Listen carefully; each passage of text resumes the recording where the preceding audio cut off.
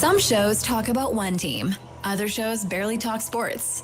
This show will talk Packers, Brewers, and Bucks. Every day. It's Wisconsin Sports Daily with Steve Sparky Pfeiffer on the Wisconsin Sports Radio Network.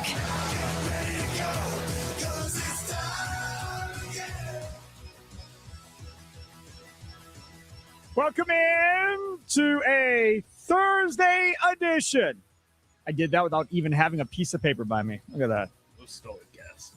What? So that was stolen gas. Kind of. Did you hear the question mark kind of on exactly. the end of it? That was not Thursday edition. I really had to think what day of the week I was in at this point. Did you hear Pat Murphy last night? Pat Murphy, the postgame presser. I'll play it on the leadoff show coming up from 5 to 6. You'll hear it then. But he was like, what day of the week is today? What day is it? They're like, it's Wednesday. Oh, yeah. Bryce Terang was here Wednesday morning, early working before anybody else got here. You can ask the clubbies or whatever. You could have just said this morning. You didn't even have to know what day it was. I had no idea. What day is it? I started laughing. I was like, that sounds like something I would say to somebody. Exactly. All right, coming up on today's show, guest free, baby. Guest free. Didn't put out a text, didn't ask anybody.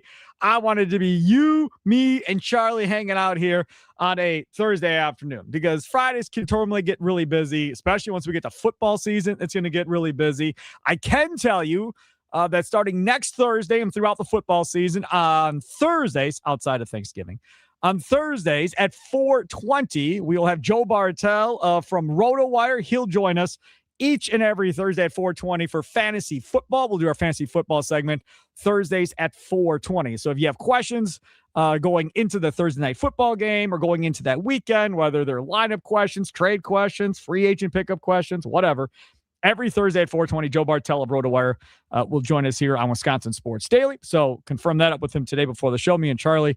So looking forward to having Joe back on. Is this year 3? Yes, year 3. Year 3 with Joe Bartel of RotoWire. So looking forward to having him join us. Okay, so we're going to talk about the Brewers. Going to be some Bucks talk. I know. Oh, my God. Why are you talking about the Bucks? We're going to talk a little bit about the Bucks. The guy that I really, really wanted on this Brewers team, really, really wanted last year, he's available.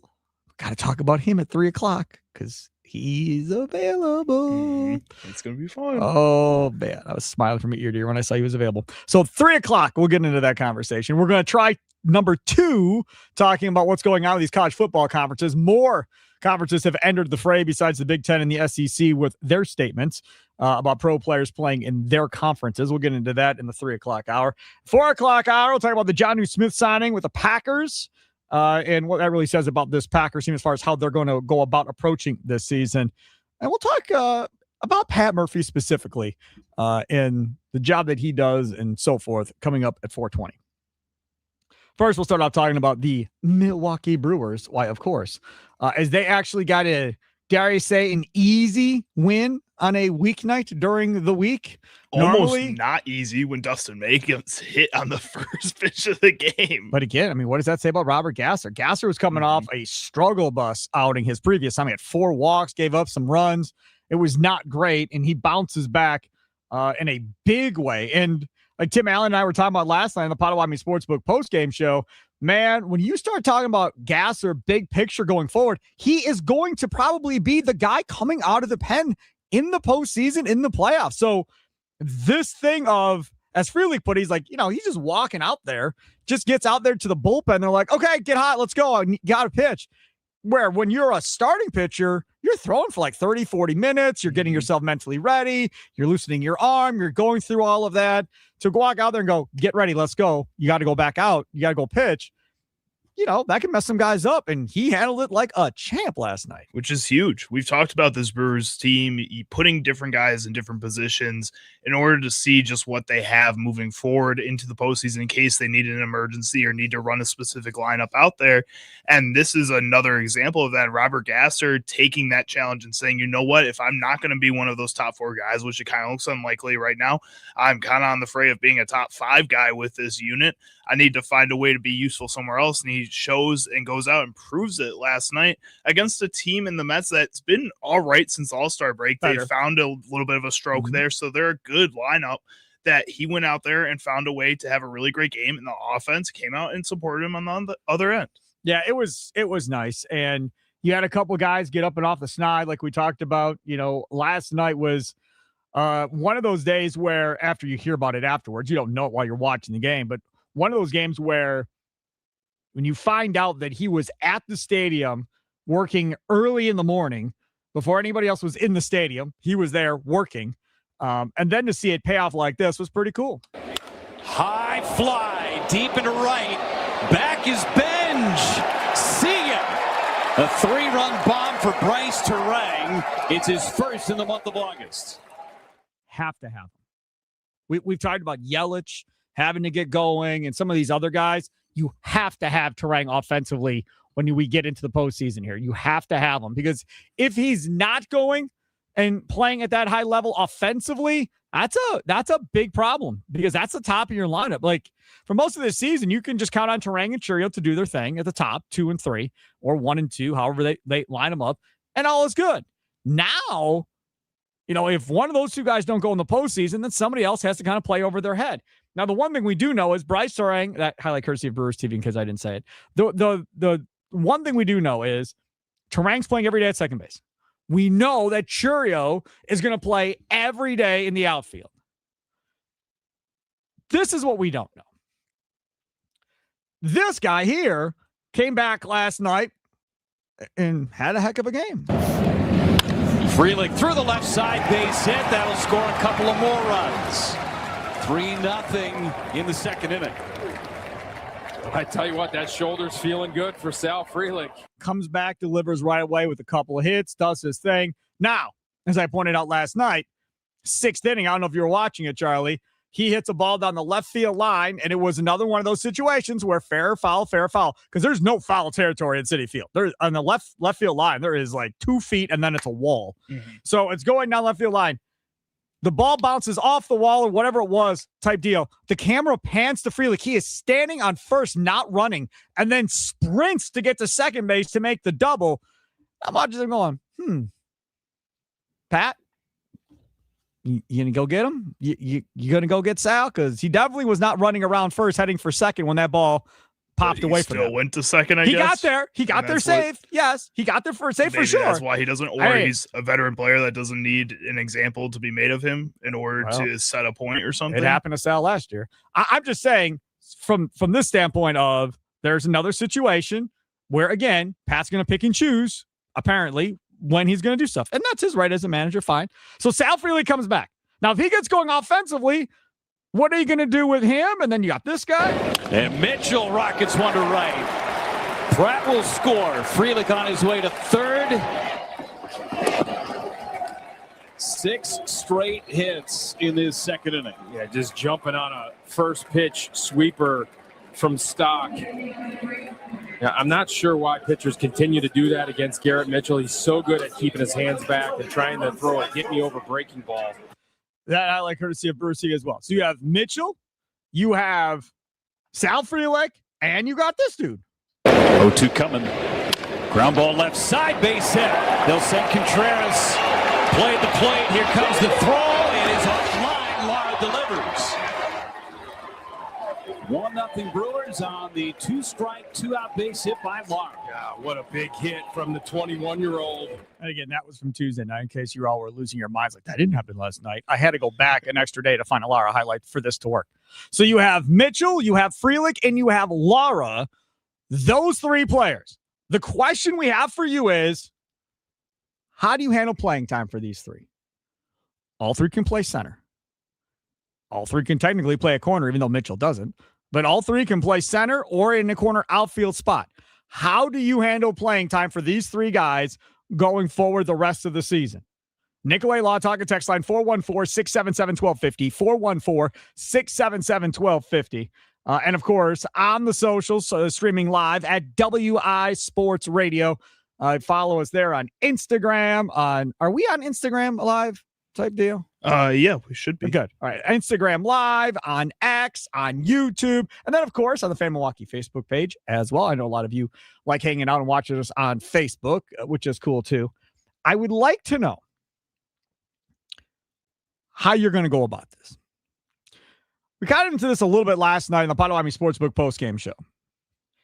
And there is part of me that could see Pat Murphy playing Joey Ortiz at shortstop, playing David Hamilton at third, playing Sal Frelick in right, and Garrett Mitchell in center, and Lara and Cooper Pratt, when we get to the postseason, end up essentially being bench guys for different situations.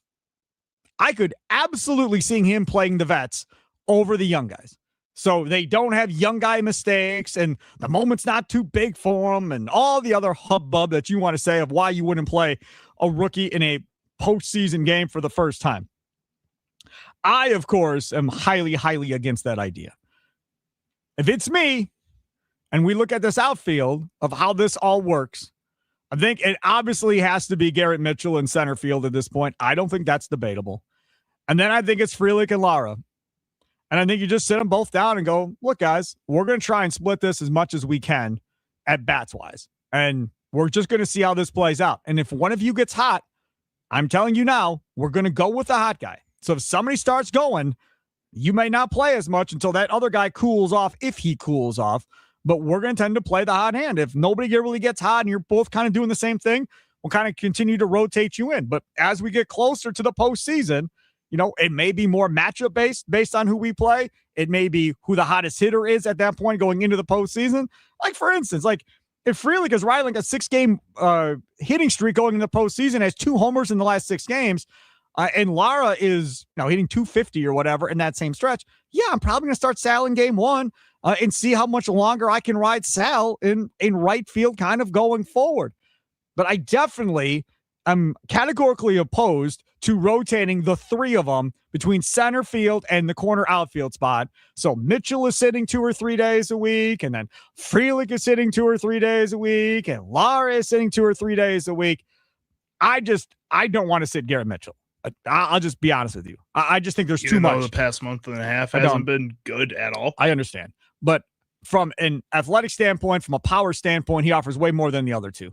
He defensively, he's as good as, as far as I'm concerned, he's just as good as the other 2 as far as covering ground, getting to balls, making spectacular plays, all that. Like, I'm okay with Garrett Mitchell out there. I know he's struggling. I understand. I get it. But for me, Garrett Mitchell plays in center field every day, or at least, 6 days a week, whatever, 5-6 days a week. And then on those days, you can move a Lara in or Frelick in or whatever the case may be. So, for instance, let's say Frelick is rolling. Mitchell's playing okay. Lara's struggling to get on the field because Frelick's on fire right now and Murphy's playing him. Okay, then maybe you let Lara get in a start here or there in place of Garrett Mitchell to try and keep him fresh. But you don't touch Frelick if he's hot. That's the first point. I have another point that I would like to address concerning all of this as well. These 3 guys momentarily. How would you handle the playing time splits for Mitchell, Lara, and Frelick going forward now that we have Sal back and he looked good last night? John in Hartford, you're up first on Wisconsin Sports Daily. What's up, John? Hey, Sparky. So going forward, I don't care what you do. I think once you get the playoff time, Bowers has got to be in right field. And Vaughn's got to be at first base. And Ortiz has got to play third because I do not trust David Hamilton at all defensively. Nobody does, I don't think, at this point.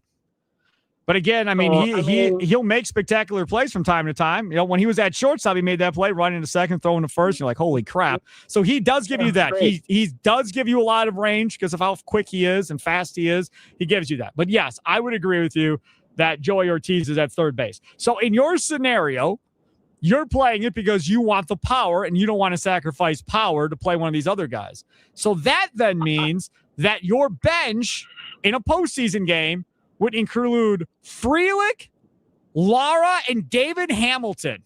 Those 3 all coming off your bench. I'm not putting Hamilton on the playoff roster. Oh, he's definitely on the playoff roster.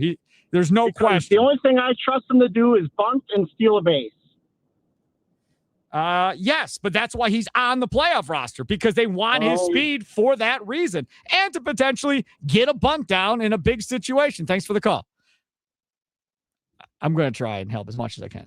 Listen, If he was on the Dodgers, he'd be on their playoff roster. Oh, easily. If he was on the Yankees, the Red Sox, pick a team. I don't care what team you pick. A stacked team like the Dodgers, he's on the roster because what he gives you in tight ball games is everything. Being able to drop a bunt down in a big situation to move a runner over, being able to drop a bunt down and potentially outrun it for an infield single, right? He gives you that. He gives you the speed to pinch run for Gary Sanchez or pinch run for Andrew Vaughn, right? And changes the entire landscape of the game. And when you don't have a lot of power, you've got to get the extra base every single time you can, and you can't miss when you get to the postseason. That's why the Cooper Pratt thing is such a big deal, because Pat Murphy is well aware. Like, when we get up against the Dodgers, unless we hit 5 or 6 home runs that I'm not expecting us to hit, getting that extra base, that should have been a single, but heads up base running, they got 2 out of it, and now we got an opportunity to move them to third, sacrifice fly, there's a run. That's the type of stuff of how you got to play when you get into the postseason, especially against a stacked team like the Dodgers.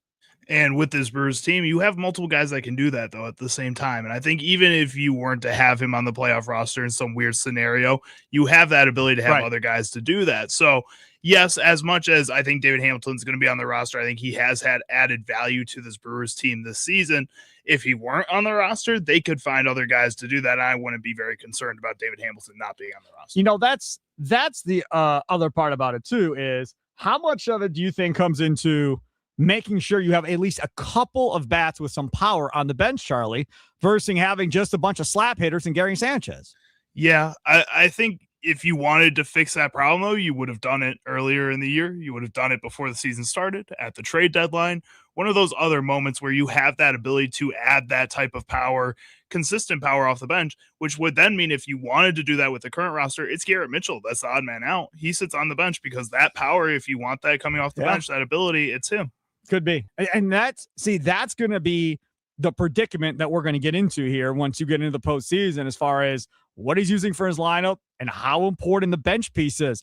If you look at like an NBA roster, that's a perfect example, right? A guy like Manu Ginobili could not start in the damn NBA. But what did Pop do?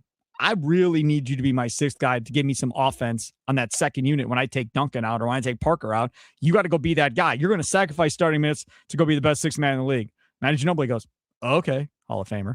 And away he went. Did his thing. He was good enough to start, but he did it for the betterment of the team. And that's kind of the deal that Pat Murphy's going to have to roll with here, where he's going to have to pick and choose guys that may have to sit that are normally starters, but I need your bat off the bench like in this Andrew game. Vaughn, potentially. I think that's another guy that I'm guessing has to come off the bench at some point. I'm guessing that is probably absolutely going to be the guy over Garrett Mitchell that's going to be coming off the bench, even if he is hitting 310 or whatever he's hitting. Over there on the YouTube dugout chat, Joshua chimes in over there, Charlie. That's on the Facebook chat. Facebook, actually, this is a good problem to have compared to previous seasons when injuries force the lineup into the postseason. You know, you're absolutely right about that. It's a good problem to have. That means you have depth and you have different guys that can do different things. But it's going to be critical that he gets it right. And for being honest, before the game, nobody's going to know. But all the second guessing that will happen after the game on the Potawatomi Sportsbook postgame show from Tim Allen, from Evan Heffelfinger, from everybody. You think I'll be doing postgame shows in the playoffs? I think you'll probably have to call in at some point if you get angry enough, even if you're not doing a show. Nope. I'm just going to result in drinking. Here is one from the 920. We're talking about the question: how would you handle the playing time splits for Mitchell, Lara, and Frelick? Nikolay Law talking text line 414-677-1250 from the 920. Did you see Mitchell screw up running the bases last night? Murphy talked about that. I did, and this is what Pat Murphy said. Murph, where is the mistake on that play? Is it all Mitchell, or is there something? No. It's way to miscommunication. Just leave it at that. It wasn't the player's fault. Player did what he was told. So he threw his coach under the bus is essentially what happened there. He completely threw a coach. See, Murphy's not against throwing coaches under the buses too. Mm-hmm. He'll throw the coach under the bus. He'll throw a player under the bus. He'll throw you, the fan, under the bus. If not, that's exactly himself right. under the bus too. Every once in a while. Yes, no question. Man, I see y'all coming about my guy. I'm multiple guys. Facebook, YouTube. Y'all want to bring up my guy Suarez, 3:00. Stay tuned. 3 o'clock. We'll talk about Suarez at 3 o'clock. Don't worry. You know me and my love for Suarez at 3 o'clock.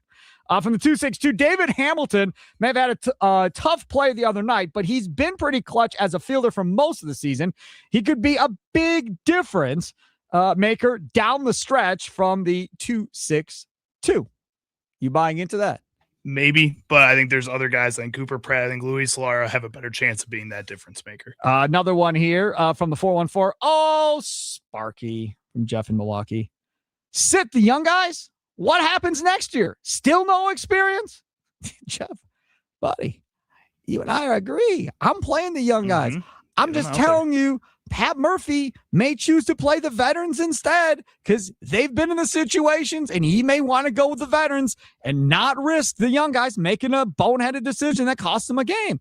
Not saying he's going to do it for sure, but if he did, would you be surprised? Nope. He's about as old school as they get. I'm telling you, go talk to Michael Redd about George Karl. You want to go back old school? George Karl wasn't going to play that kid. No way. I got Tim Thomas, I got Sam, I got Glenn, I got Ray. Man, you're a rookie. Go sit over there and leave me alone. Red got on the floor. Why? Because he was a really good defender. And then he started playing and then said, I don't really want to play defense anymore else. I mean, I did that to get some play. I ain't going to play no more, though. But that's how he got on the floor. Came from Ohio State, got himself on the floor in sparing minutes, not a ton, because of defense under George. But George had no interest in playing him. And then you get a bigger opportunity. Yeah, George wasn't going to play that kid. There was no chance. So again, everybody, looks at this probably a little bit differently for sure. 715 says, hindsight is 2020. Probably should have run it back with fastball Freddie and passed on Dustin May.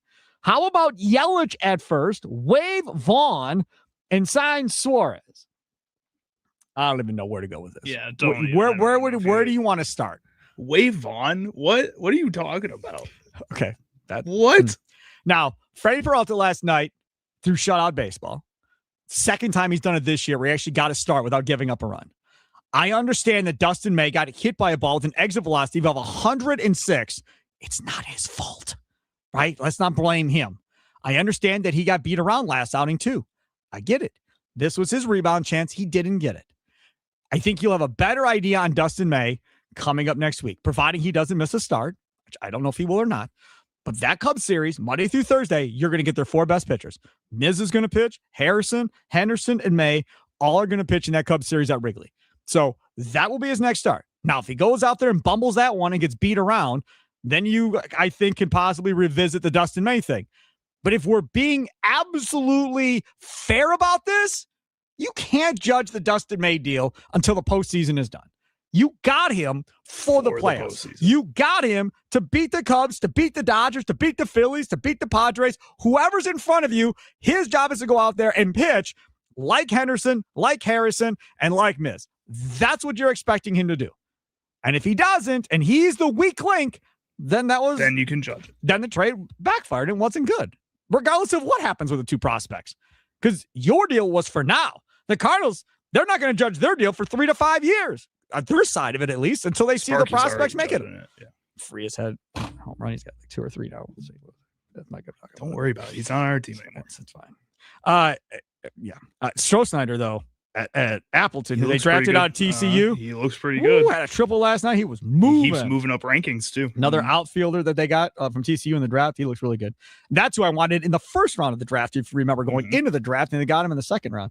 All right, come back. We'll continue on. A lot more text coming in and so forth, and comments coming in over there on the Dugout YouTube chat. It's Wisconsin Sports Daily, live from the Wisconsin Sports Radio Network studios, powered by the Potawatomi Sportsbook. How would you handle the playing time splits for Mitchell, Lara, and Frelick?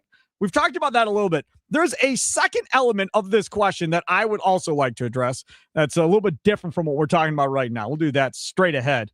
Don't forget Potawatomi Sportsbook, 2,000 square foot center screen, 2 levels of seating, high top tables, big booths. You can see like 8 to 10 people. You got two rows of recliner seating, big black leather recliner seating. Man, it is amazing. Plus, you got the Potawatomi Sportsbook kitchen, full menu, all day brunch.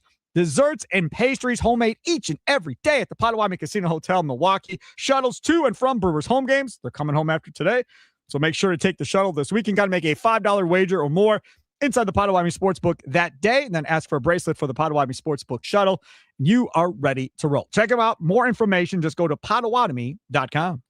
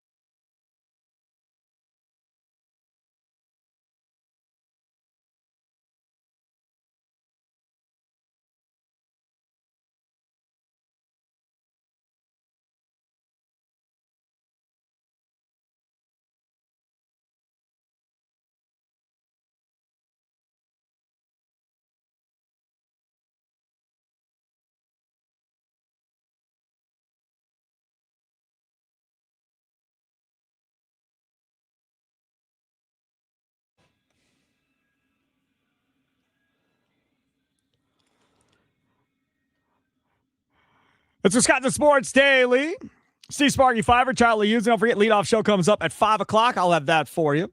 After the last pitch, you make the switch. Potawatomi Sportsbook postgame show. Tim Allen and Evan Heffelfinger coming up tonight. That'll be fun.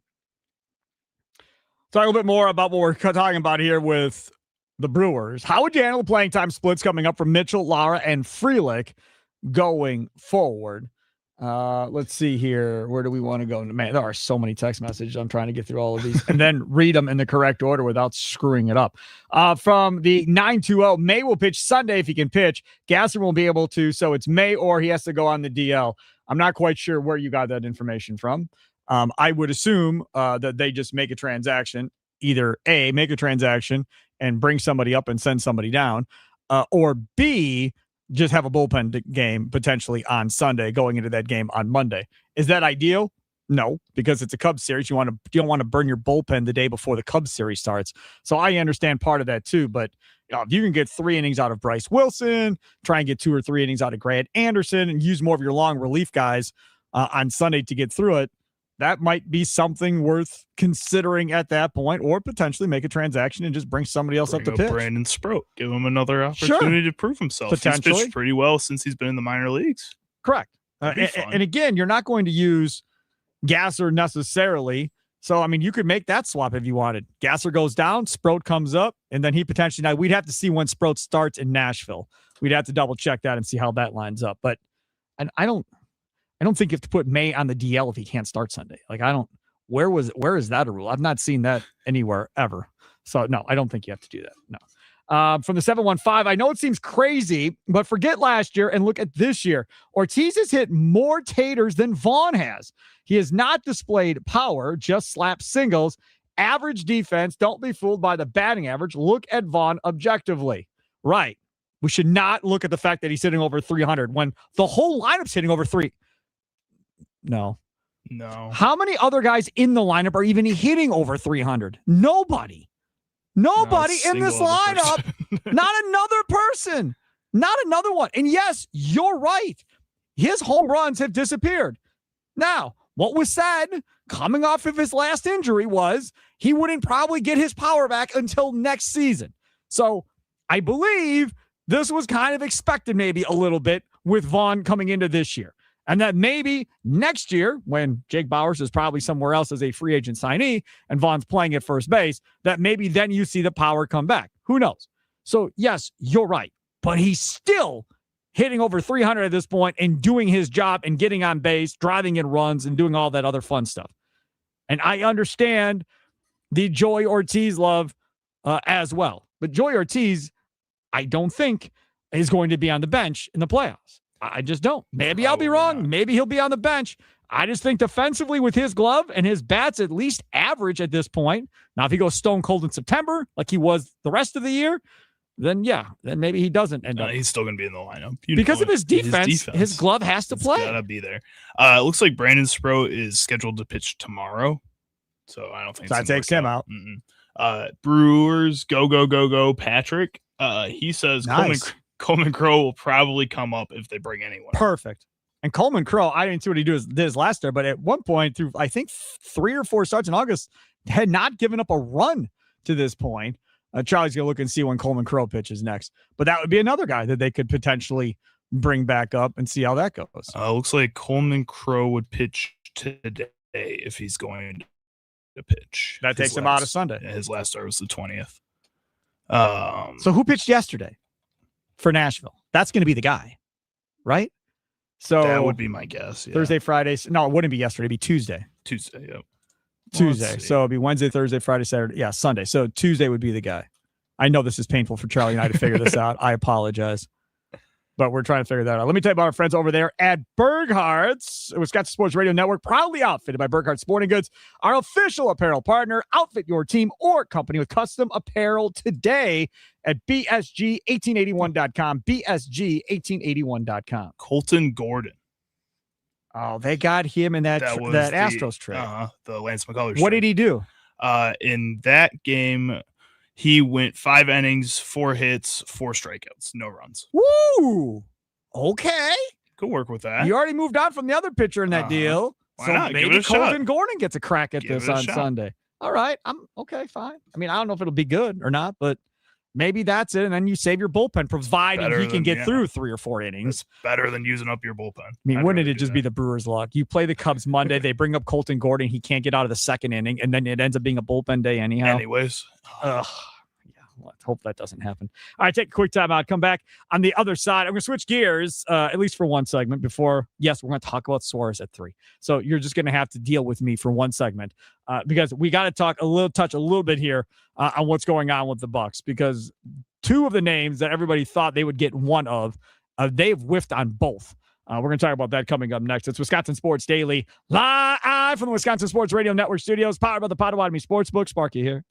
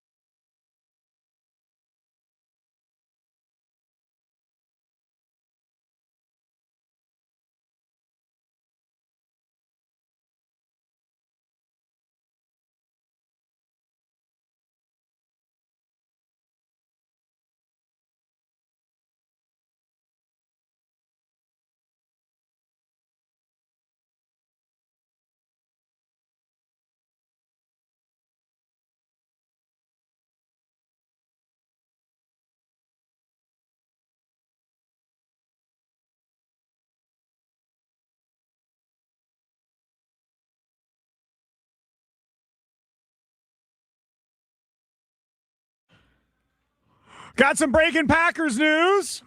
We've all been waiting on the Josh Jacobs news. And now it appears we have some Josh Jacobs news.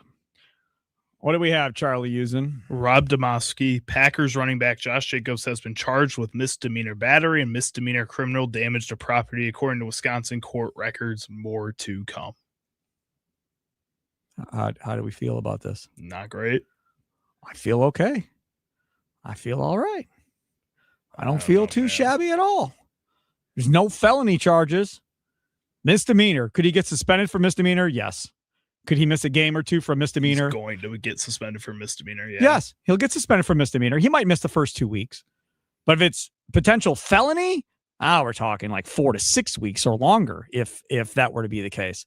But misdemeanor, I mean, obviously, misdemeanor battery, that's not good, right? Damage to property, well, it happens. The battery stuff, though, that you don't ever want to see. But as far as suspension and what it means for the Packers and that type of stuff, I don't know. And we're just spitballing here and guessing, but I would assume that's like 1 or 2 games. I don't know. What do you mean you don't know? You I think it's don't know. more than that? I think probably. He's a bigger name. He's a guy that I think in this situation, this has dragged on for a long time. They've already laid down pretty harsh punishments for other guys for similar things, for smaller things. I think this is probably 4 games would be my guess. Maybe not the 6 games that James Pierce got, but I would say 4 games. So I just put into Google, what is a suspension for an NFL player charged with a misdemeanor? It says the NFL player charged with a misdemeanor does not face a fixed automatic suspension length, which obviously we know, because discipline is decided by a case-by-case basis. The NFL is conducting its own investigation, as we know as well. If a misdemeanor involves domestic violence or sexual assault, the established baseline penalty for a first offense is a 6-game suspension without pay through the commission, though the commissioner can increase or decrease this based on the specific facts. Seems like then I was being nice with 4 games. Then if that's the case, it's leaning more towards that 4 to 6 games. Yeah. For non-violent misdemeanors, discipline often ranges from a fine to a multi-game suspension, depending on whether violence, a weapon, or repeated poor conduct is involved. He does not have repeated poor conduct, right? He has not been busted for anything previously. No, but this is a violent misdemeanor. Like I understand that. I'm just asking. This is not a non. He doesn't have anything on his deal. No, which is why I said 4 games instead of 6 games. Like I think he's going to get a pretty hefty suspension. All right, so let's revisit this. Bringing up the Packers schedule. By the way, Green Bay football postgame show this year. Mike Wall and myself, former Packers offensive lineman Mike Wall and myself will be doing postgame shows this year after Packer regular season games are concluded. So make sure to tune it over to the Wisconsin Sports Radio Network. Mike Wall is amazing, and you will love hearing Mike Wall on the show. Okay, so 6 games, if we go 6 games.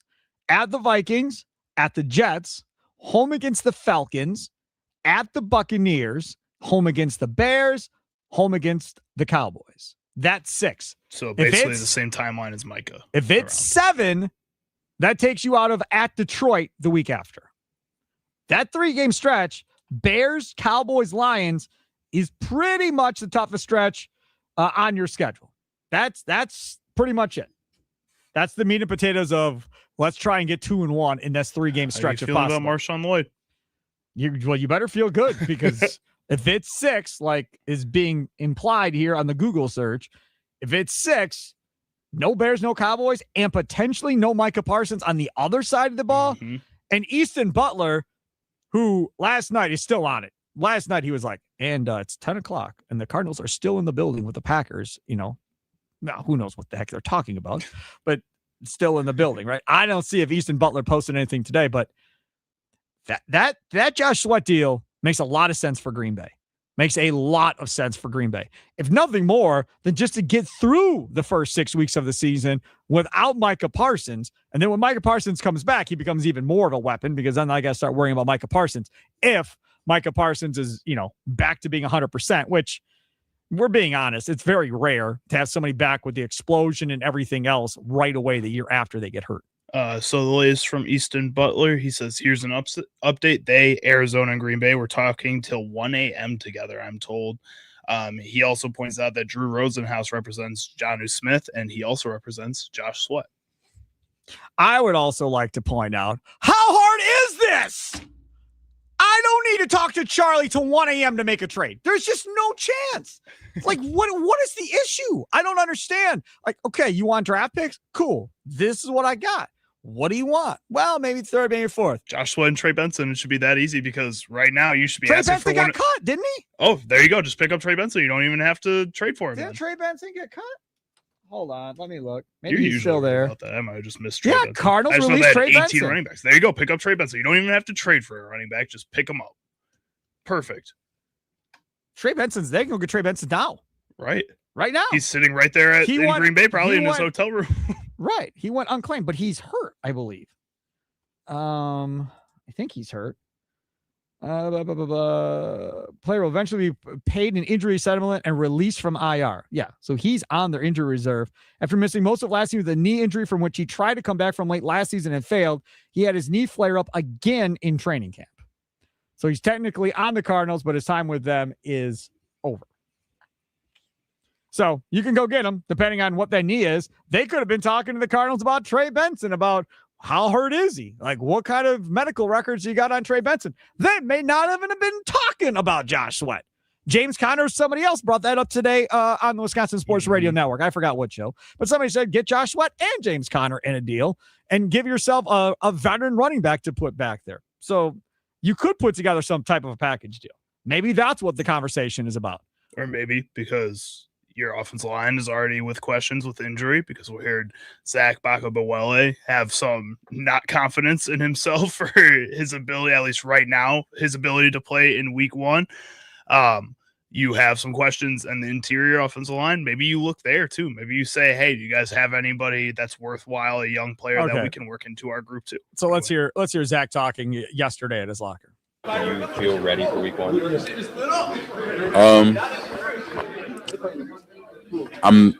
I will be ready.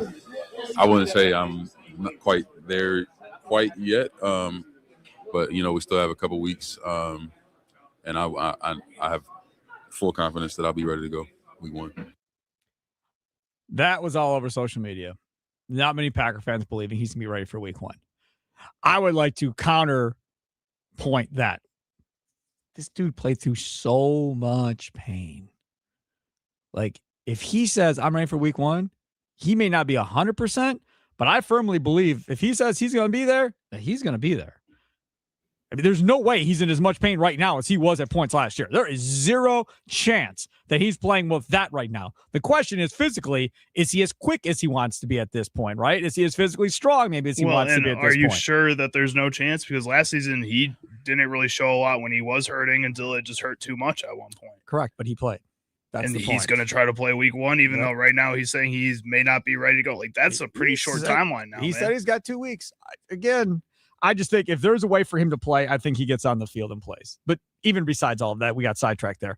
But it was a good chance for us to play some of his audio. And I love Charlie. He still has him listed as Zach Tom on the sound file. It's like, I'm not going to go back and look how to spell that. I'm just putting Zach Tom Spark. You'll know who it is. He probably already forgot his last name. He's so old. I'm still getting used to it. No, I appreciate that. So, yeah. So, Josh Jacobs, a couple of misdemeanor charges, according to the records, according to Rob Demovsky, Packers beat writer for ESPN, one of which is battery. And that is the red flag one, because based, again, going back, if a misdemeanor involves domestic violence or sexual assault, the established baseline penalty for a first offense is a 6-game suspension without pay, though the commissioner can increase or decrease this based on specific facts. Not exactly what you want to hear. Not exactly. 920, it'll be 4 and will likely get appealed to 2. Okay, fine. We'll see. We'll see what happens. From the 773, Marking Eagle. Don't the facts of the case matter? Jacobs was never charged with anything.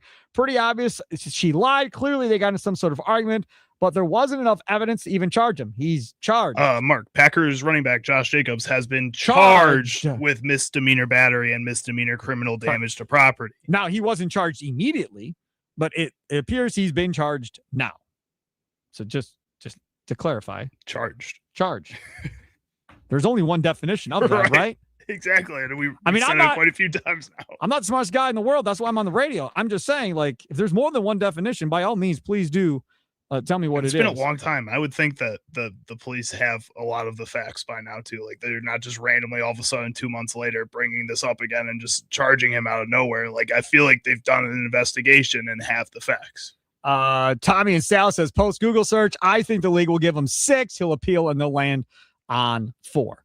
That's best case scenario. Mm-hmm. Like if he appeals and gets to 4 and he's back for the Bears and Cowboys game, okay. Still, very horrible. We're just talking from on the field football stuff. You really would like him and Micah both to be back by week 5 for that Bears game. For sure. Or to have a plan if one of them isn't. Correct. And there are guys out there we just talked about for the running back position that you can go get. We know Josh Sweat apparently could be had as well. All right, take a quick time. I'll come back. We'll talk more about the crew. Yes, the topic y'all want to talk about. You're blowing us up in the first half hour of the show. Eugenio Suarez is available. Do you want him in Milwaukee as a Brewer? We'll talk about that straight ahead. Wisconsin Sports Daily, live from the Wisconsin Sports Radio Network studios, powered by the Potawatomi Sportsbook. Sparky with you.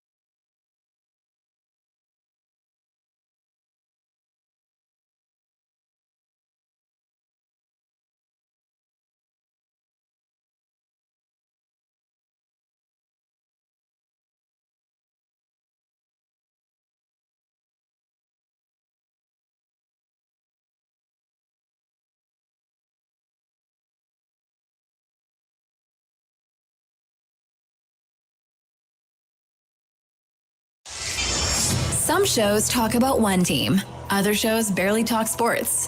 This show will talk Packers, Brewers, and Bucks.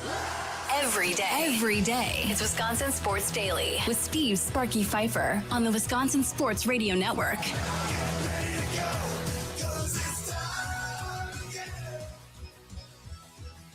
It is that time again. How are we doing?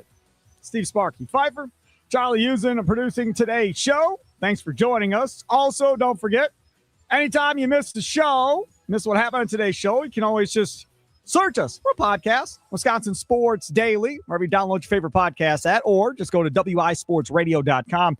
Charlie and the guys do a great job of separating everything. You can search by the show at wisportsradio.com. You can go to like best Packers coverage, best Brewers coverage, best Bucks coverage for all the different interviews and topics that involve those teams, or best college sports coverage as well. Speaking of which, don't forget, Saturday morning, College Sports Weekly comes up Saturday mornings from 9 to 11. Before that, it's, of course, Chuck Garbedian with Garbedian on Golf, getting you ready for everything involving the PGA Tour and anything local going on in the area.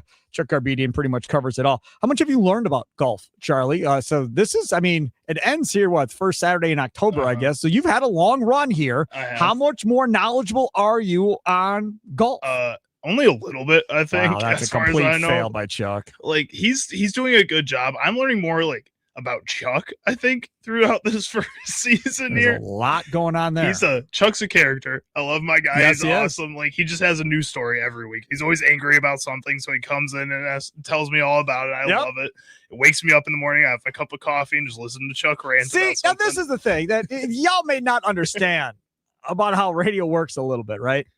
So the producers kind of act as psychologists for the hosts of the shows in which they produce, because they're the ones that get everything that's going on at home, everything that's going on at work, everything that's going on with the kids. Yep. They are like work wife or whatever you want to call it. I said that about Charlie before. So not only does he have to deal with me, he's got to deal with Garbedian. He's got to deal with Tim Allen sometimes. He's got to deal with Thunder. He's got to also deal with Don with Chillis and Dan Underberg. Now they're completely different than the rest of us. Yeah, they're just a couple of goofballs. Like they just make jokes all the time. Right. They just horse around. Yeah, for they 2 got hours. nothing to complain about. They're always just cracking jokes. Very happy people. So that's kind of Charlie has all of these stories. He'll write a book on all of us by the time this whole thing is said and done. It is 3:00, and at 3:00 we always do this. It's time to talk about the crew. It's Wisconsin Sports Daily on the Wisconsin Sports Radio Network. And as always, baseball coverage on the Wisconsin Sports Radio Network, presented by Xfinity. Score the most reliable Wi-Fi. One price, 5 years, guaranteed. Xfinity. Imagine that. So news came yesterday that the Cincinnati Reds were going to place a couple of guys through waivers. One of the guys is Eugenio Suarez. And if you listened to us last year at this same time, you know that I was all about the Brewers trying to go get Eugenio Suarez because they needed, surprise, surprise, power at the deadline and going into the postseason. They, of course, did not. He ends up going to Seattle and then fizzles out and doesn't do much in the postseason for the Mariners. Then I caught flack for a bunch of different people. See, aren't you glad they didn't get Suarez, the guy that you wanted? He completely flamed out and do anything in the playoffs. Fair. Well, now Suarez is out there again, and he had to go through the waiver process at the end of the day. Well, it's in inverse order. So the Milwaukee Brewers are last. They would have to pick up around, $3 million somewhere in that area to pay him for the last essentially month and a half of the season or whatever the case may be.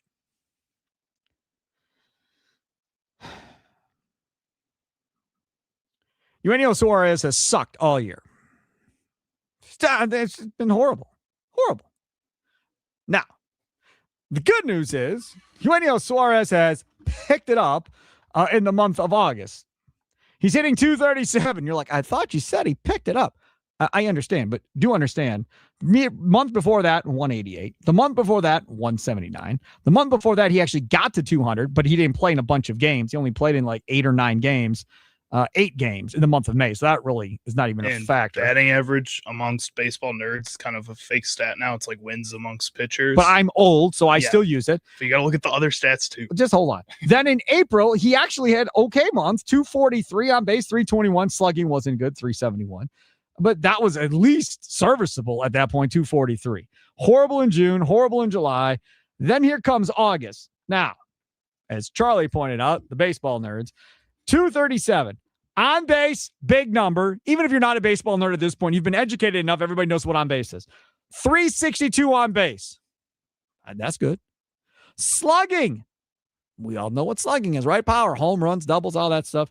500. That's pretty good. Yeah, pretty solid. 500. So OPS right now, 862 in the month of August for Eugenio Suarez. He has 5 home runs this month already. And that obviously is a good thing. He's got 5 doubles this month to go along with that. And he's played quite a few games. He's got 76 at bats. It's not like he's only played in 5 or 6 games. He only has 35 extra base hits on the season, and 10 of those came in this past month. Correct. So he's on fire. Yeah, so he's rolling right now from his perspective. The other part about this too is the walks. Yes, he struck out 28 times, but he did walk 13 times. So this is a guy that can come in and play third base. This is a guy that can come in and be a power bat off of the bench. The question we have is simply, do you want him, Brewers fans? Do you want him? Nikolay Law talking text line 414-677-1250, 414-677-1250 on the socials at WI Sports Radio. It should also be noted that it appears from all reports of the last couple of years that he's a good clubhouse guy. So I don't feel like this is not a good fit unless there's something that I'm not seeing or hearing and the Brewers know something, like he would not fit with Pat Murphy or he would not fit with our young guys or whatever. But I've not heard that. I did not hear that in the Reds organization. They all seemingly loved him. They definitely loved him in Seattle and wanted him to potentially come back. Well, according to Charlie, and I don't know where Charlie saw this, he cleared waivers. Is that correct? Yep. Okay. So that means now he can pick where he wants to go. So the Brewers, Reds are going to cut. They're not going to leave him in their minor leagues for correct. the rest of the season. No. So the Brewers could have claimed him. He'd be a Brewer right now if they wanted him. He could have claimed him, paid the $3 million or whatever the number was, and moved on. So the fact that the Brewers didn't claim him probably doesn't speak highly of the fact they want Eugenio Suarez. Because if they did, they would put a claim in him. They would have had him. And, he'd be on his way to Milwaukee and probably play this weekend for the Brewers if they wanted him. Now, before you go run and say, yes, we want him. Who's going? Somebody's got to go. Somebody's got to go stage left. Ornelas is no longer on this team. He's gone. Baby, he's gone. You're not getting rid of him. So it's not either one of those two guys that are going. So somebody on this roster right now has to depart stage left if you go get Suarez. So if you say yes, I need you to tell me who's going. Nikolay Law talking text line 414-677-1250, 414-677-1250 on the socials as well at WI Sports Radio. Harley at the VA, you're up next on Wisconsin Sports Daily with me, Steve Sparky Pfeiffer. What's up, Harley? Hey, Sparky. This isn't even a hard question. This is simple. Okay. Absolutely get him. Who's gone? Darryl Hamilton. Come on. I mean, geez, what? Again, every time I call you guys, my head's going to explode. I mean, this guy has power. He can play third base.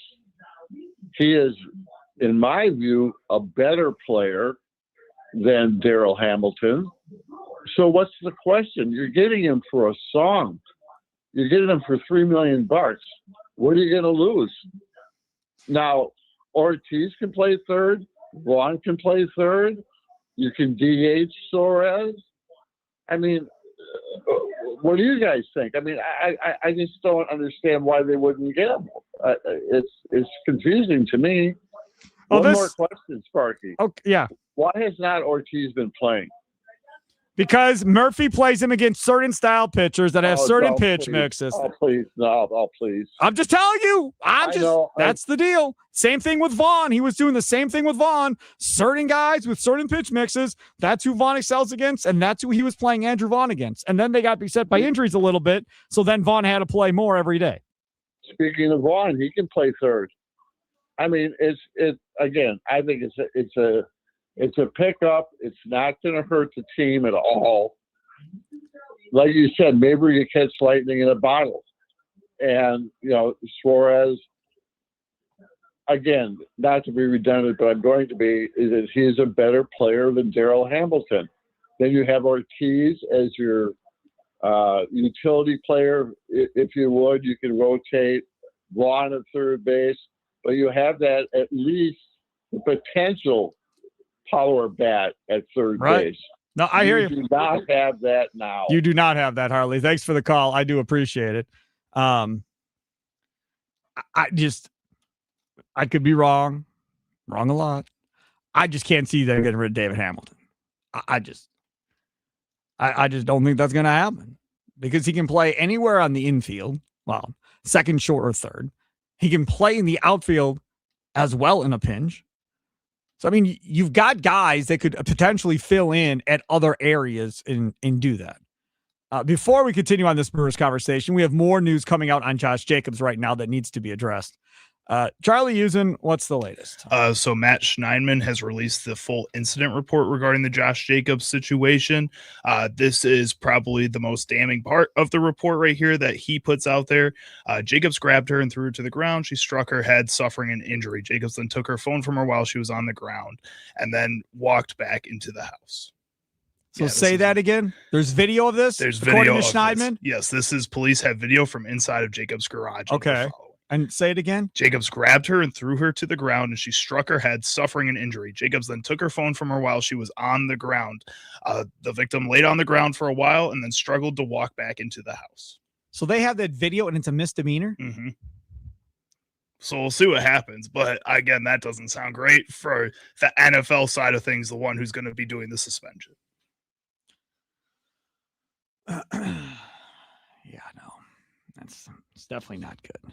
Now, you would assume that the Green Bay Packers knew before we did that video existed. That's my assumption. My assumption is, and again, no inside knowledge, just assuming. My assumption is that when Brian Gutekunst was asked that question the other day, he already knew that video exists. That's my guess. My assumption is they've known this video has existed for quite some time. However, that's the way Brian Gutekunst kind of talked about it yesterday. But Charlie, when did this happen? Weeks ago? Yeah, more than weeks ago, I'm pretty sure. Let me double check exactly. Why would it take this long? May 23rd. Yes. It's August. Mm-hmm. Why does it take this long? Why?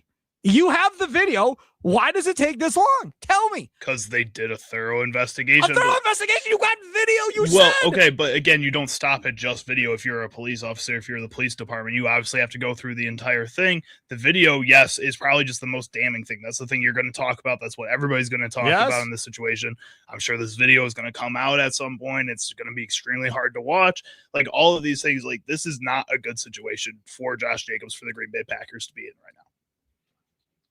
I can't get through my brain how that works as a man to do that to a girl. I struggle to understand mentally how you get to that point of being that upset to do something like that. Like, I don't know, man. Never been there, never been in that situation. Hopefully never will be in that situation, because that is, that's tough.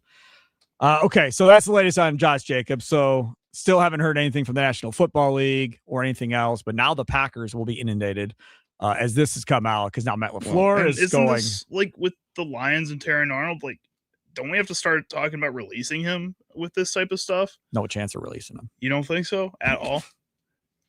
That's what every team has done recently with a lot of the stuff. Is just like the initial reaction is just to release the player, especially when they're an older guy like that. Older in NFL terms. Hold on a second here. Let me see. So Josh Jacobs. Yeah, I guess they could.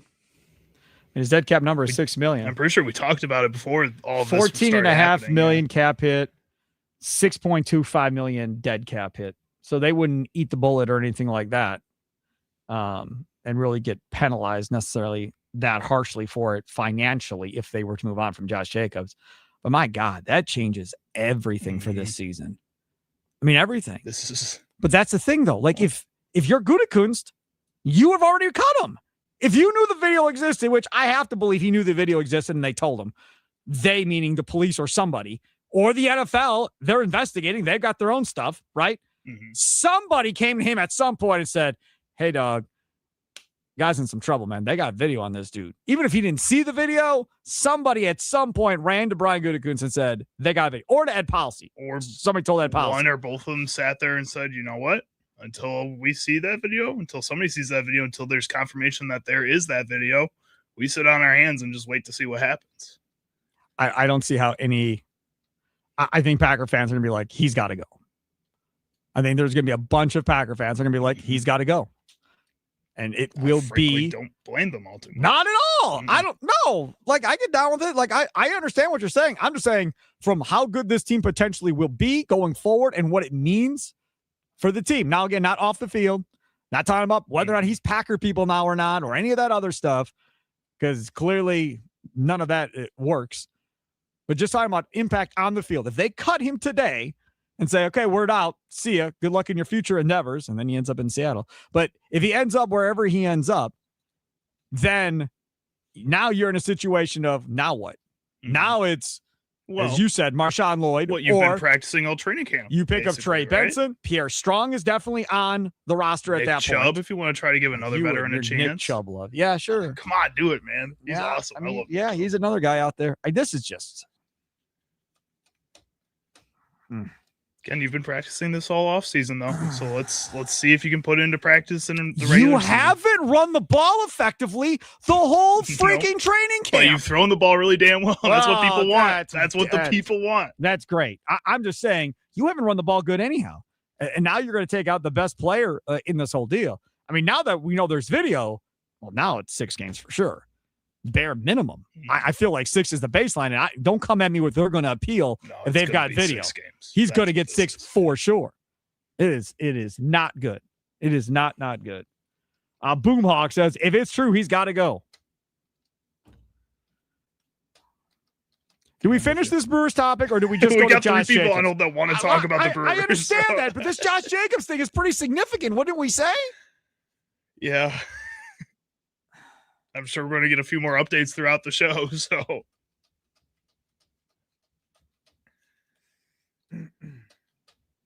okay, so we're going to take a timeout. Charlie and I are going to decide what we're going to do here.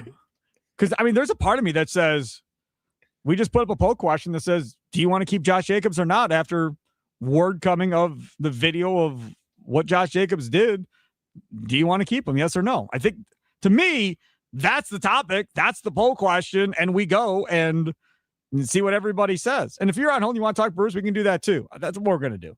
We'll finish up the Brewers topic, but Charlie's going to put up the poll question, and we're going to have the conversation about Josh Jacobs as well. So Wisconsin Sports Daily, live from the Wisconsin Sports Radio Network studios, powered by the Potawatomi Sportsbook. Sparky with you. Nicolay Law Talk and text line. Let's go. 414-677-1250. 414-677-1250. Do you want Josh Jacobs on the Packers now, knowing that there apparently is a video out there of him throwing his girl down and her suffering an injury and letting her phone go, and he picks up and walks away with the phone?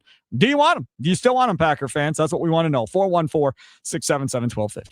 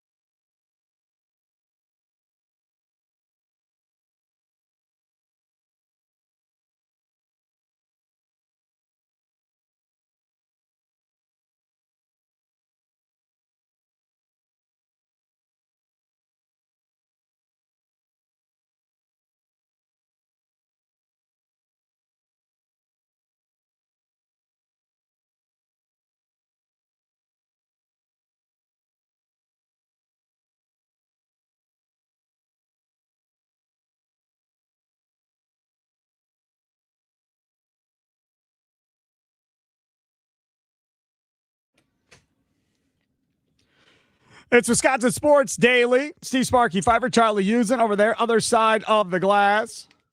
Wendy's is doing their thing like they always do. It's a return of the fan favorite everyone's been asking for. The pretzel bacon pub cheeseburger is back at Wendy's. Fresh, never frozen beef, creamy beer cheese, Munster cheese, applewood smoked bacon, and crispy onions, all on a pretzel bun. Add a side of delicious bacon pub fries to create a combo so good you'll feel like you're at an actual pub after one bite. Limited time only at Wendy's. All right, so we have multiple things going on here. We were talking about Suarez. Do you want him in Milwaukee? Then the Josh Jacobs news broke. We knew about the misdemeanor charges. We talked about that in the 240 segment. But then Matt Schneidman broke the news from The Athletic that apparently there is video showing him, Josh Jacobs that is, apparently throwing the girl down to the ground, takes the cell phone, and walks away in the garage. And apparently there's video that exists of him doing just that. This is the latest statement from Josh Jacobs' attorneys. The Brown County District Attorney has reviewed evidence and elected to file misdemeanor charges against Josh that do not include domestic violence. The allegations will be addressed in court and not in the media. Mr. Jacobs respects the district attorney's office and the process it followed. Wait a second. It's not domestic violence? They made that clear in their statement there. That does not include domestic violence. So that like the battery charge and the destruction of property, those aren't tagged with domestic violence is their point.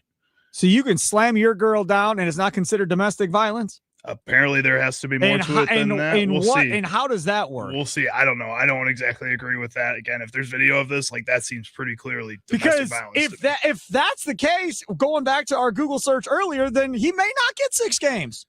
Well, and because that 6 games was tagged to domestic violence charges. See if the NFL feels bold, because if they come out and say, you know what, we think it was domestic violence, maybe the law doesn't say that, but we think so. We're going to go out there and give him 6 games. How does Josh Jacobs and his attorneys react to that? Because then all of a sudden, well, no, the police didn't say it was domestic violence, but the NFL wants to say, you know what, it's our league, it's our rules. We think it was. We're going to say that. Like it's going to be a big decision by the NFL here coming up. Good Lord. I don't understand how there's not. I don't know. I'm not a lawyer. Mm-hmm. So you could pick where you want to go here. We got the Eugenio Suarez thing. Do you want him in Milwaukee? The Josh Jacobs thing. Did you get that poll question up? Yep. Poll question's up on X. Do you want to keep Josh Jacobs or move on? It's up on our YouTube stream as well. Type 1 for yes if you think the Packers should cut him. 2 if you think no, they should not. Look at that little feature there. Is that the first time we've used it, right? This is the 3rd time on this show that we've used it. First with me. Yes. I used it with Aaron on last Friday and Brandon on Tuesday. We used it. Nice. All right. Good job. So, so you can vote on YouTube or you can vote on X at WI Sports Radio for both.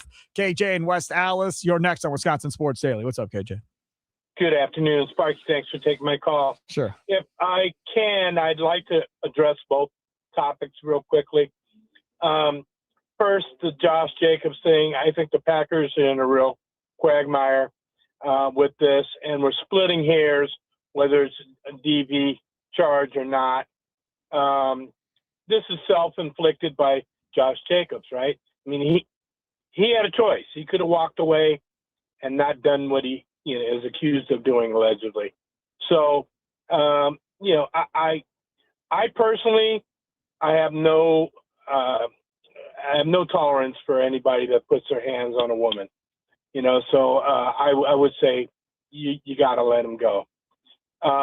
With the Eugenio Suarez situation, obviously they don't want to pick him up for some reason. I would personally pick him up. Papa Murphy is not going to get rid of David Hamilton. I mean, that was one of his guys at the beginning of the year. Yeah, that was his projected breakout guy. Projected breakout guy, exactly.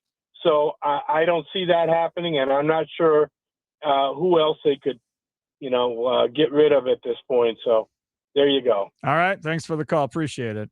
So is it have to be David Hamilton?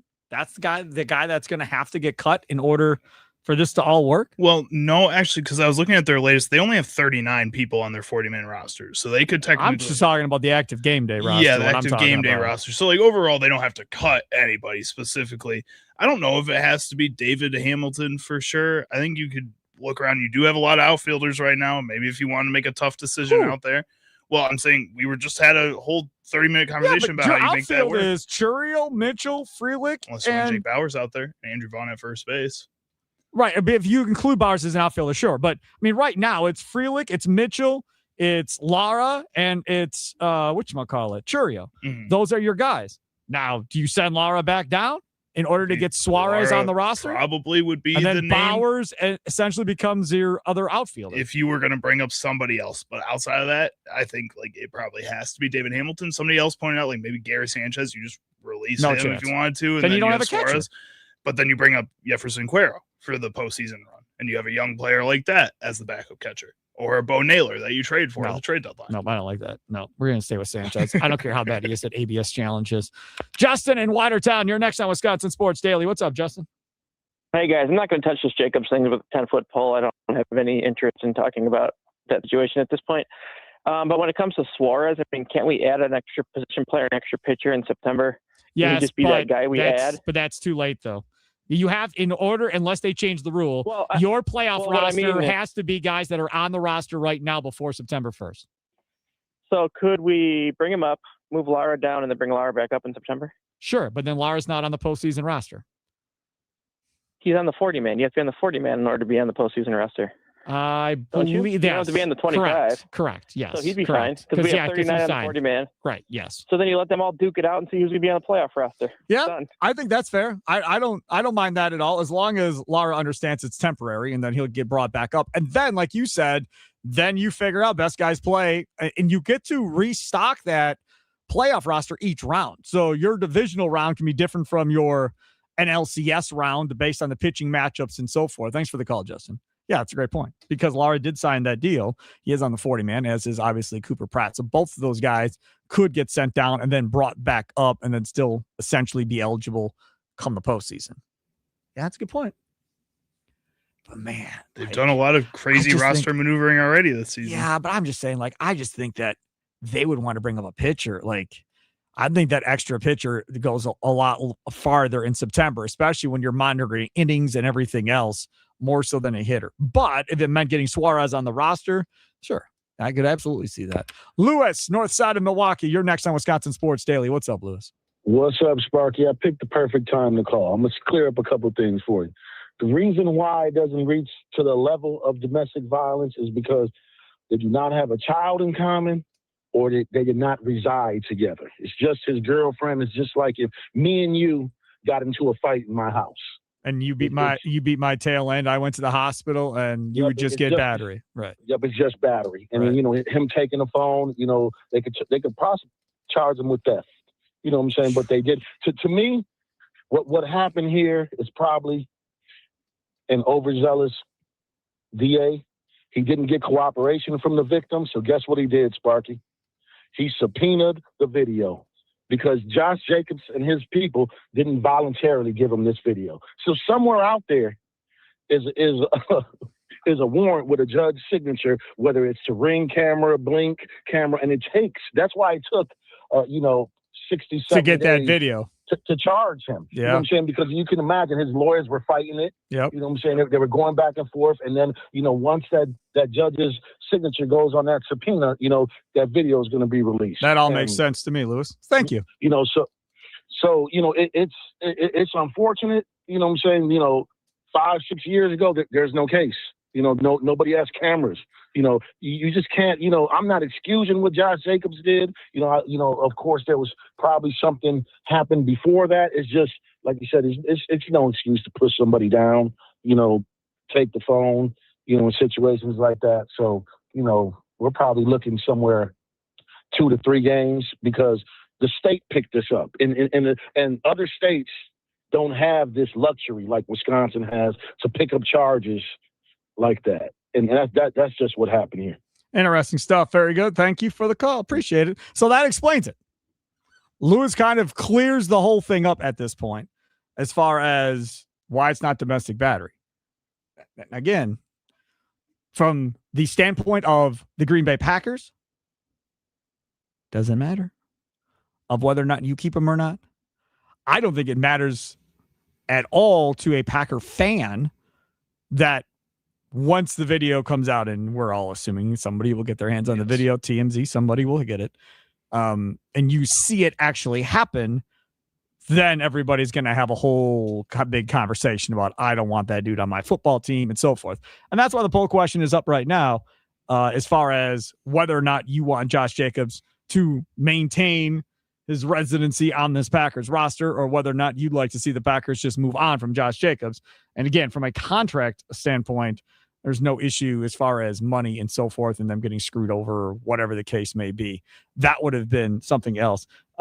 Jake Roby over there on the Dugout YouTube says, wish we would have got Mike Watt insurance. Yeah, that was my guy. I wanted him in the draft. And you could see balling out for the Raiders so far. With Genty's injury, he's going to get an opportunity really early on here. He's been playing really well in the preseason for the Raiders, so you'll see more of Mike Washington. I loved him coming out in the draft.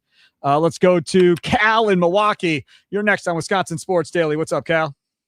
Hey, Sparky, long time listener, first time caller, man. Hey, I appreciate it, man. Don't be a stranger. Listen, I want to touch on both subjects. First of all, about as far as Josh Jacobs is concerned, I feel that, he should stay. And I say this because of the fact that he hasn't had no history as far as any sort of abuse. I mean, the man is entitled to be able to repent, I guess, from his ways. Now, not that I condone what he did, because I was wrong what he did about with the girl. Now, I don't believe in that, but I think he should take his punishment and they should let him stay, and then he should learn from that and then move on. Secondly, the issue about Suarez, I think that we should pick him up, and maybe, as much as I hate to say it, send Luis down, because he's that guy's been balling out, man, Luis Lara. So I would hate to see him go down, but I would think we should pick up Suarez for that power, because we're going to be needing that power that I'm hoping that we can get with him. And that's what I got to say. All right, very good. Thanks for the call. I want to go back over this Suarez thing real quickly.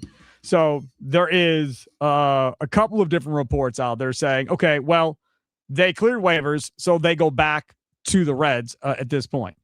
But it also should be pointed out, as I'm reading here, that there's nothing stopping the Reds from placing this duo or anyone else on the roster on waivers again in a couple of days to see if anyone has a change of heart prior to the postseason eligibility deadline, which is coming up. Here, just letting him go, and then he can go sign where he wants. That's still a possibility. Right. Suarez hit a grand slam yesterday, and by August 31st, the remaining commitment on his salary would dip slightly to $2.24 million.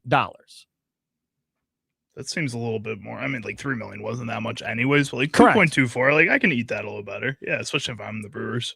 Does that feel better on the bench? 2.24 instead of $3 million? Listen, if we're being honest, it's literally Matt Arnold picking up the phone. I mean, hey, we'll take him, put him through waivers. I'll go get his $2.24 million, take it off your hands for you. Mm-hmm. And then you slide it through. Then that's how it goes, right? Do you think other teams would say 2.24 is a lot better than 3.2 though, and that they might have a little bit of a battle there? That's $1 million. Yeah, that's a lot. And there's some other teams that I think could probably use that too, just like the Brewers. I'm sure the Tampa Bay Rays always think they could use more power in their lineup. Suarez's one-year contract has a $16 million mutual option that bizarrely has no buyout on it. Mutual options tend to be used purely as an accounting measure, a mechanism of pushing a portion of 1 year's salary onto the next year's books in the form of a buyout. It's been 12 years since a mutual option was exercised by both parties. Oh, wow. All right. So maybe they can't just cut it. Would you like to know the team that was involved? I'm going to assume the Milwaukee Brewers, since we're asking about it. Yes. Can you tell me the third baseman on the Brewers? 12 years ago. So that was 2014. Mike Moustakas then? Aramis Ramirez. Oh, Aramis Ramirez. Oh, that was later. Yeah. That was the last time it happened. 12 years since the mutual option was exercised by both parties. And that was Aramis Ramirez and the Milwaukee Brewers. Wow. Just saying. That's something. It's Wisconsin Sports Daily, live from the Wisconsin Sports Radio Network studios, powered by the Potawatomi Sportsbook. Take a quick time out, come back on the other side. Charlie, sounds of the day, straight ahead.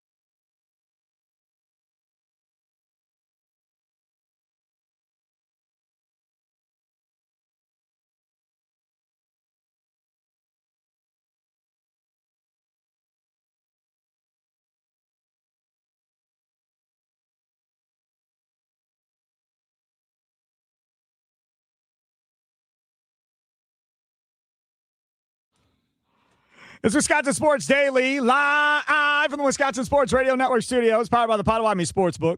See Sparky Pfeiffer. Charlie Usen, other side of the glass. Thanks for tuning in today. The Josh Jacobs story, obviously, a couple of misdemeanor charges, one including battery, not domestic violence, but just misdemeanor battery charge.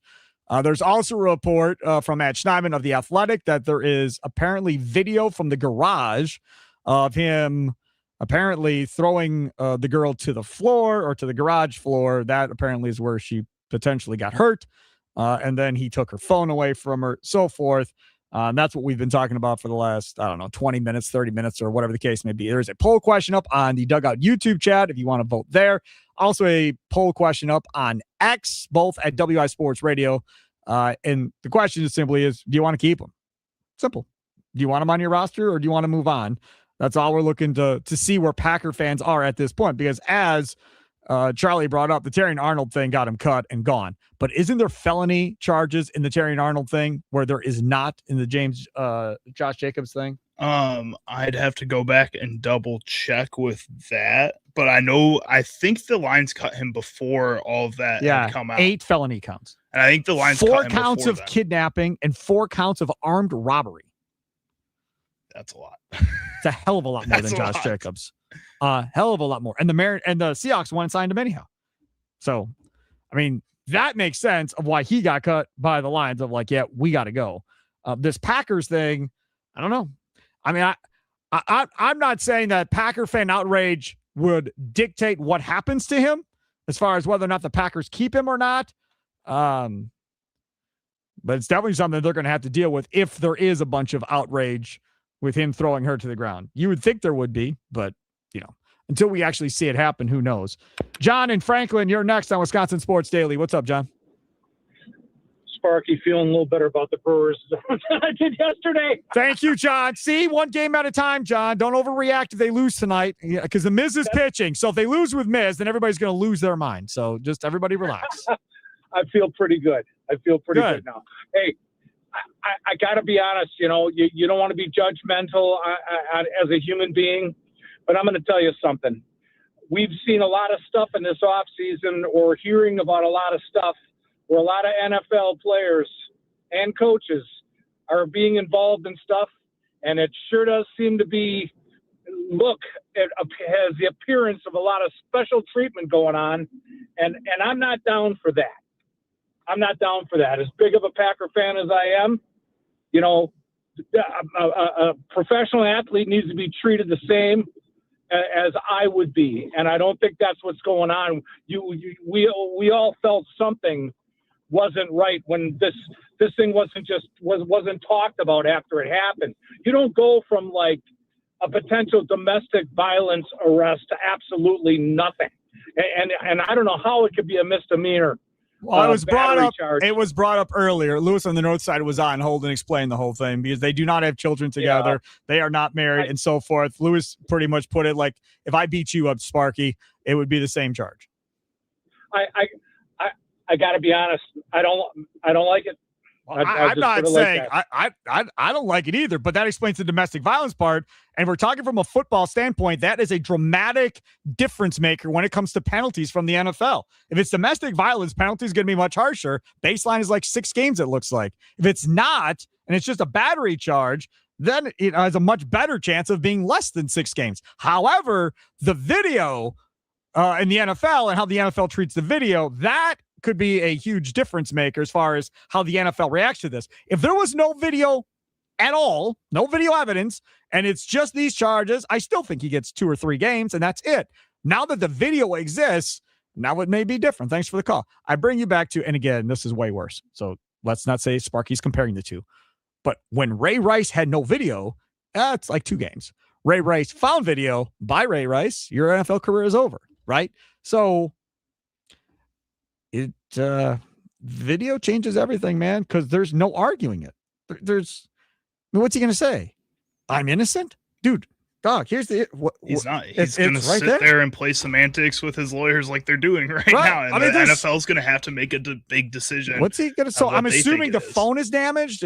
I'm guessing that's. I would have said that's how they got the destruction of property and stuff. That's my guess of that what that is. That would be my thought. Again, the NFL is going to make a big decision here, and they're going to have to decide what they think it is. If I were them, I would say it's domestic violence. But they're not. Well, I don't think they can. I know they can. Based on that, I don't think they can. They can't again, make up their own. They can. They're their own entity. It's their league rules and their suspension that they're making. Yeah, I mean, again, I say this with NCAA all the time. Like the NFL is way stronger and has imposed their will a lot more often than NCAA ever has. This feels like a moment that they would do that. Potawatomi Sportsbook, 2,000 square foot center screen, over 30 sporting events you can watch at one time. They got the Potawatomi Sportsbook shuttle. It takes you to and from home Brewers games. They return home this weekend against the Rangers. So your opportunity to take that shuttle, you got to make a $5 wager at the Potawatomi Sportsbook. Ask for your bracelet to get on the shuttle, and you're good to go. $5. That's going to be less than what you're going to pay when you go to the game. Promise. And that ride from there to there, it's pretty short. There's not much closer than them. So from that standpoint, makes a lot of sense. That Potawatomi Sportsbook kitchen, man, pre-gaming, post-gaming, whatever you want to call it, all-day brunch, full menu, burgers, wraps, salads, wings, tenders, you name it. They got it all at the Potawatomi Sportsbook kitchen. Plus, homemade pastries and desserts made on-premise each and every day at the Potawatomi Casino Hotel Milwaukee. And don't forget about 2 levels of seating to go along with it. I always recommend reserving your seat ahead of time. Yes, there's a nominal fee that goes towards your food and beverage, but you're going to spend that money anyhow when it's all said and done. Check them out today at Potawatomi.com. Potawatomi.com. Coming up, we're going to get to our green and gold update on the other side. We're going to go away from Josh Jacobs a little bit, and we're going to go to the signing they made earlier today. The Packers signed a free agent earlier today. Now, with the idea in mind that they probably knew that this video existed, because if the NFL is investigating, they're really, really good folks. If you didn't know this, they're really good at what they do. These private investigators and so forth that they have digging up work and finding stuff on their own, they're really good. So I would imagine the Packers knew, or somebody from the Packers or from the police or whatever told them. So I think they were all aware. They did not sign a running back earlier today. They did sign a position on the offensive side of the ball that probably lacks a little bit of depth. And we talked about it the other day about maybe want to go get somebody else at this position. And the Green Bay Packers said, you know what, Sparky? We agree with you. And they went out and signed said player. So we'll get to that coming up. Charlie Sounds today. We had to move that back to 420. Things that Sparky missed. We'll get to that. Things Sparky missed. Going to be a little bit about labor negotiations. Lots of proposed now here today by the owners. And as expected, the players' union said no. Shocker. Have they agreed on anything? No. Has either one said something or said, yep, we agree. Boom, we got our first agreement. That'd be nice. Wisconsin Sports Daily, live from the Wisconsin Sports Radio Network studios, powered by the Potawatomi Sportsbook. Sparky with you here on a Thursday.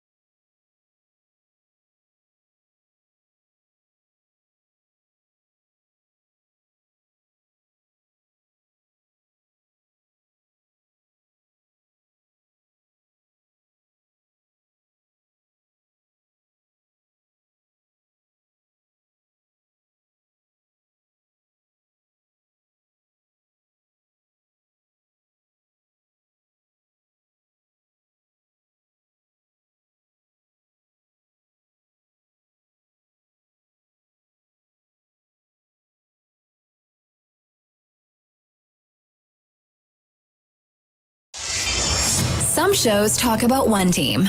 Other shows barely talk sports. This show will talk Packers, Brewers, and Bucks. Every day. It's Wisconsin Sports Daily with Steve Sparky Pfeiffer on the Wisconsin Sports Radio Network.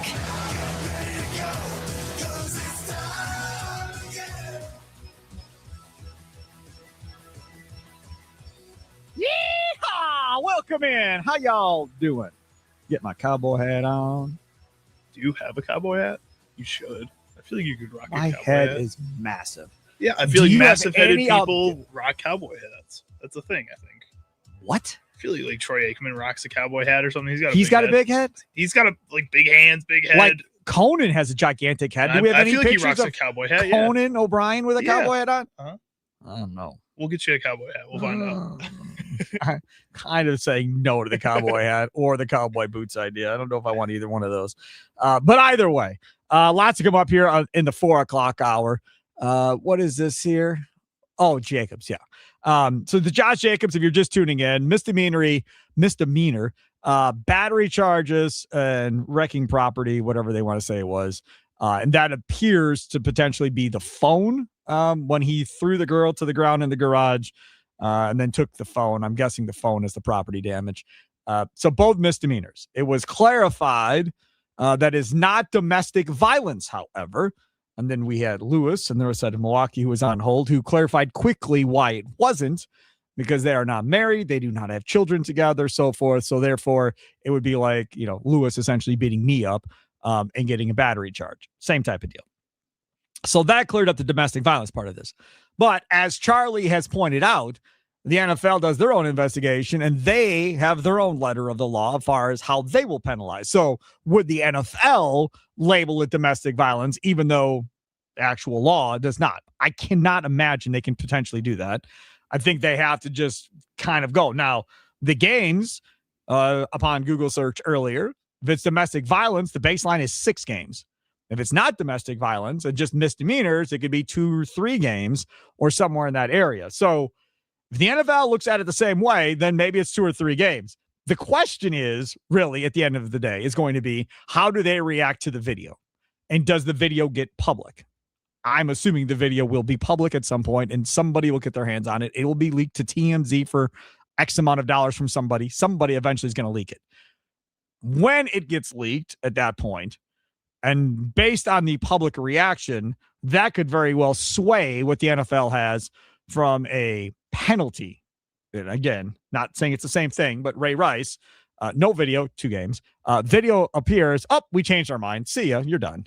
And out of the league goes Ray Rice. So, this is all kind of a fluent situation and seeing how this all plays out. But as of right now, still no punishment from the NFL. They haven't ruled on Terrion Arnold either. That dude's got like 2 handfuls of felony charges against him and just signed with the Seahawks after getting released by the Lions. Chris in Central Wisconsin, you're next on Wisconsin Sports Daily. I know Central Wisconsin. Do you got a city? You got a town? What do you got? Point. Where? Stevens Point. Stevens Point. Stevens Point. Yep. Yeah. I know Stevens Point. I take 39 to go to my mother-in-law's house, essentially. So I know Stevens Point. Go ahead. So I just want everybody to kind of slow down. We're assuming that video is damning.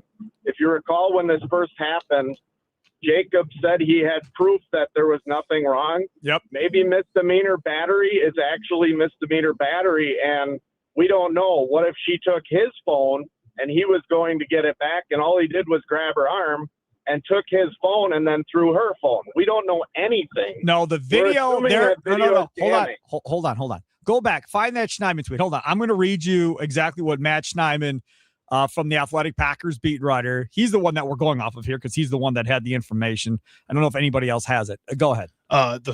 This report says police have video from inside Jacob's garage of the following. Jacobs grabbed her and threw her to the ground, and she struck her head, suffering an injury. Jacobs then took her phone from her while she was on the ground. The victim laid on the ground for a while and then struggled to walk back into the house. And that's from the official Brown County District Attorney's report from the police. But again, until we see it, until somebody sees it, you're telling me that there's a video that the police know is going to get out into the media. Yep. That they're not going to convict based on what they can convict on? Apparently, all they can do is misdemeanor battery based on the charges they gave him today. It depends on the level of the offense. Because if you get beat up, as you keep relating it to, beat up in a bar, it can be considered assault if it's to a degree. So the fact that they can do misdemeanor battery is telling me that they're not deeming it as a level that everybody else is assuming it is. Correct. But right. We're all assuming until you see the video. Agreed. The difference with Ray Rice was they said it was battery, and then he dragged her into an elevator by her hair. So, right. I mean, it was pretty dramatic. No doubt. Yes, exactly right. And this is not Ray Rice. Clarify. Thanks for the call, Chris. Yes. No, I agree with you 100%. Until we see the video, we have no idea. Again, I don't know. Like, in my personal opinion, the difference between battery and assault is pretty slim. Like, I'm still not happy with either of those things. I don't care if he went down and then started punching her in the head versus just throwing her to the ground and doing what he did. That's a bad thing. Very bad thing, no matter what. Like, we can't play, again, semantics with this. This is a problem. He did something wrong. There's video evidence of it that apparently didn't really want to get out at this point, and now it's getting out, and the police saw the video. Why do me and you have to see the video for this to be anything? Like, the police have the video and have seen the video. This is their report. Like, come on, guys. Oh, yeah, I don't know. We're gonna have to wait and see how this all looks. I am 1,000% with you on can't be tossing women around. Like, that's insanity. Like, that just can't be a thing. I'm never going to sit here and be like, oh, that's okay. Right. He didn't punch her in the face. He only threw her on the ground. Like, no, it's wrong in any way, shape, or situation you want to look at it. Like, I'm never going to be like, oh, that's okay. No, absolutely not. No, but the conversation is what the NFL is going to do and how they react to this kind of going forward. That's kind of the biggest deal in all of this, as far as from an on the field, football situation. All right. Now, besides that, let's transition away from Josh Jacobs and talk about the player the Packers actually signed and brought in today. It's time for your green and gold update on Wisconsin Sports Daily, powered by the Potawatomi Sportsbook on the Wisconsin Sports Radio Network with Steve Sparky Pfeiffer. All right. So earlier today, the Green Bay Packers went out and got not a running back. Nope. Not a offensive lineman that they probably do need to go find. Not another wide receiver, but a tight end instead. Jonnu Smith, who started his career with the Tennessee Titans. Then he signed a deal with the Patriots. Then he was in Atlanta for a year, Miami for a year, Pittsburgh for a year. Do you know what Jonnu Smith is? What's that? A tease. A tease? Mm-hmm. Why is that? Because physically, he's got everything you want. He's got everything you want. Physically, he should be big enough to block. Physically, he should be big enough to break tackles. He's athletic enough to stretch the field a little bit. Like, he is a freaking tease. Like, every general manager sees him and goes, we'll fix him. We'll figure it out. You'll see. That's what he is. And that is why it's been a year here, a year there, a year here, a year there. The Dolphins, that was his best year, okay? That was 2 years ago, 2024. He had 88 catches, 111 targets. You following along? Yeah.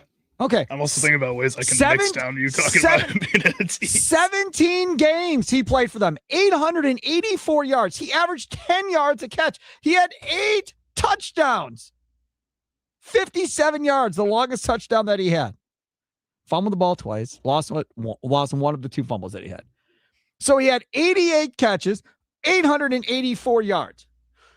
Do you want to know what the Miami Dolphins said to Jonnu Smith after he had 88 catches and 884 yards? Do you know what the Miami Dolphins said? Thanks, dude. Hope you land somewhere. Mm-hmm. But I almost had 1,000 yards receiving. I had a play over almost 60 yards. I had 88 catches. You threw the ball to me 111 times, and you're just going to be like, yeah, go enjoy Pittsburgh. Wave the red flag. Whoa, hold on. Like, that's crazy. His next highest reception season was the year before when he had 50 catches for the Falcons and 582 yards, a 60-yard play in that season, and 3 touchdowns. and he can't stay anywhere. He can't keep a job. And now here he comes. I'm telling you, the question is this. What does the Jonnu Smith signing say to you about the way the Packers are approaching the season? And I will quickly turn this back into Josh Jacobs momentarily. They want to win the whole thing. No, Jonnu Smith is not a Micah Parsons trade, right? He's not that. But this is the Green Bay Packers saying, we see a hole. We have the ability to plug the hole with a veteran that could potentially stretch the field like Luke Musgrave, break some tackles, be a physical presence. What is he, 6'3"? 6'3", 250. Do that for us. Been in the league a long time, played for a bunch of different organizations, play with a bunch of different playbooks and coaching styles and everything else. We believe he can pick up the offense relatively quickly and be ready to go at the beginning of the season. And we're going to move ahead with this and see how people deal with Tucker Kraft and Jonnu Smith. Because you want to roll coverage to Tucker Kraft, Jonnu Smith's going to take a 30 on your butt, right? And let's see how you deal with that. That's what I take away from this. Now, how do we turn this into Josh Jacobs? You ain't getting rid of Josh Jacobs. I mean, the poll question's up right now. Do you want to keep Josh Jacobs or let Josh Jacobs go? If you're playing to win, he ain't going anywhere. Well, no I chance. don't know about that. No chance. That's a huge void at running back.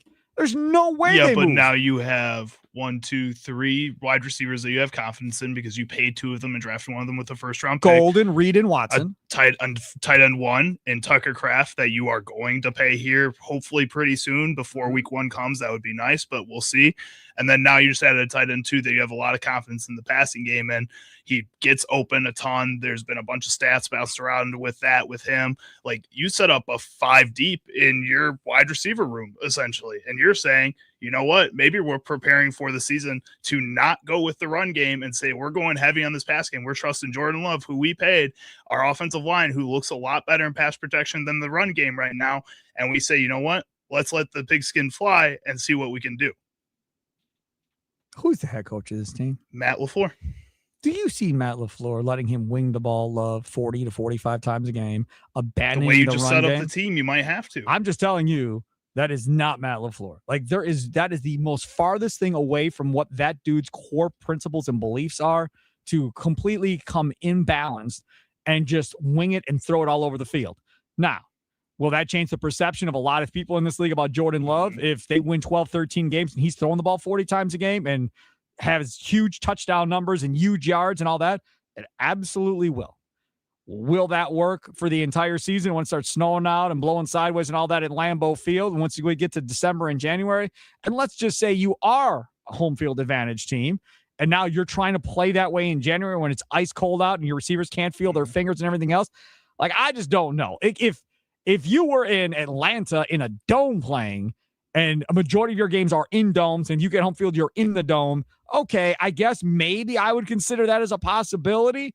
But considering LaFleur and who he is and considering where they play, because you assume, maybe wrong, maybe I'll be wrong, but you assume the Bears are going to be a playoff team.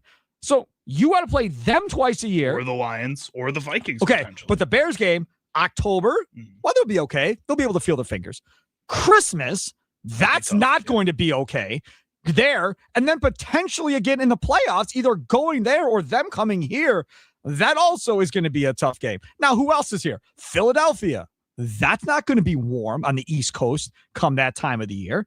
That's not going to be good either. And then, whoever else, besides them comes out of it. The Rams, now that's good, right? NFC Championship game, we're assuming it's going to be the Rams. So, okay, you're inside, warm weather. That offense probably plays. I just don't think long-term that can work.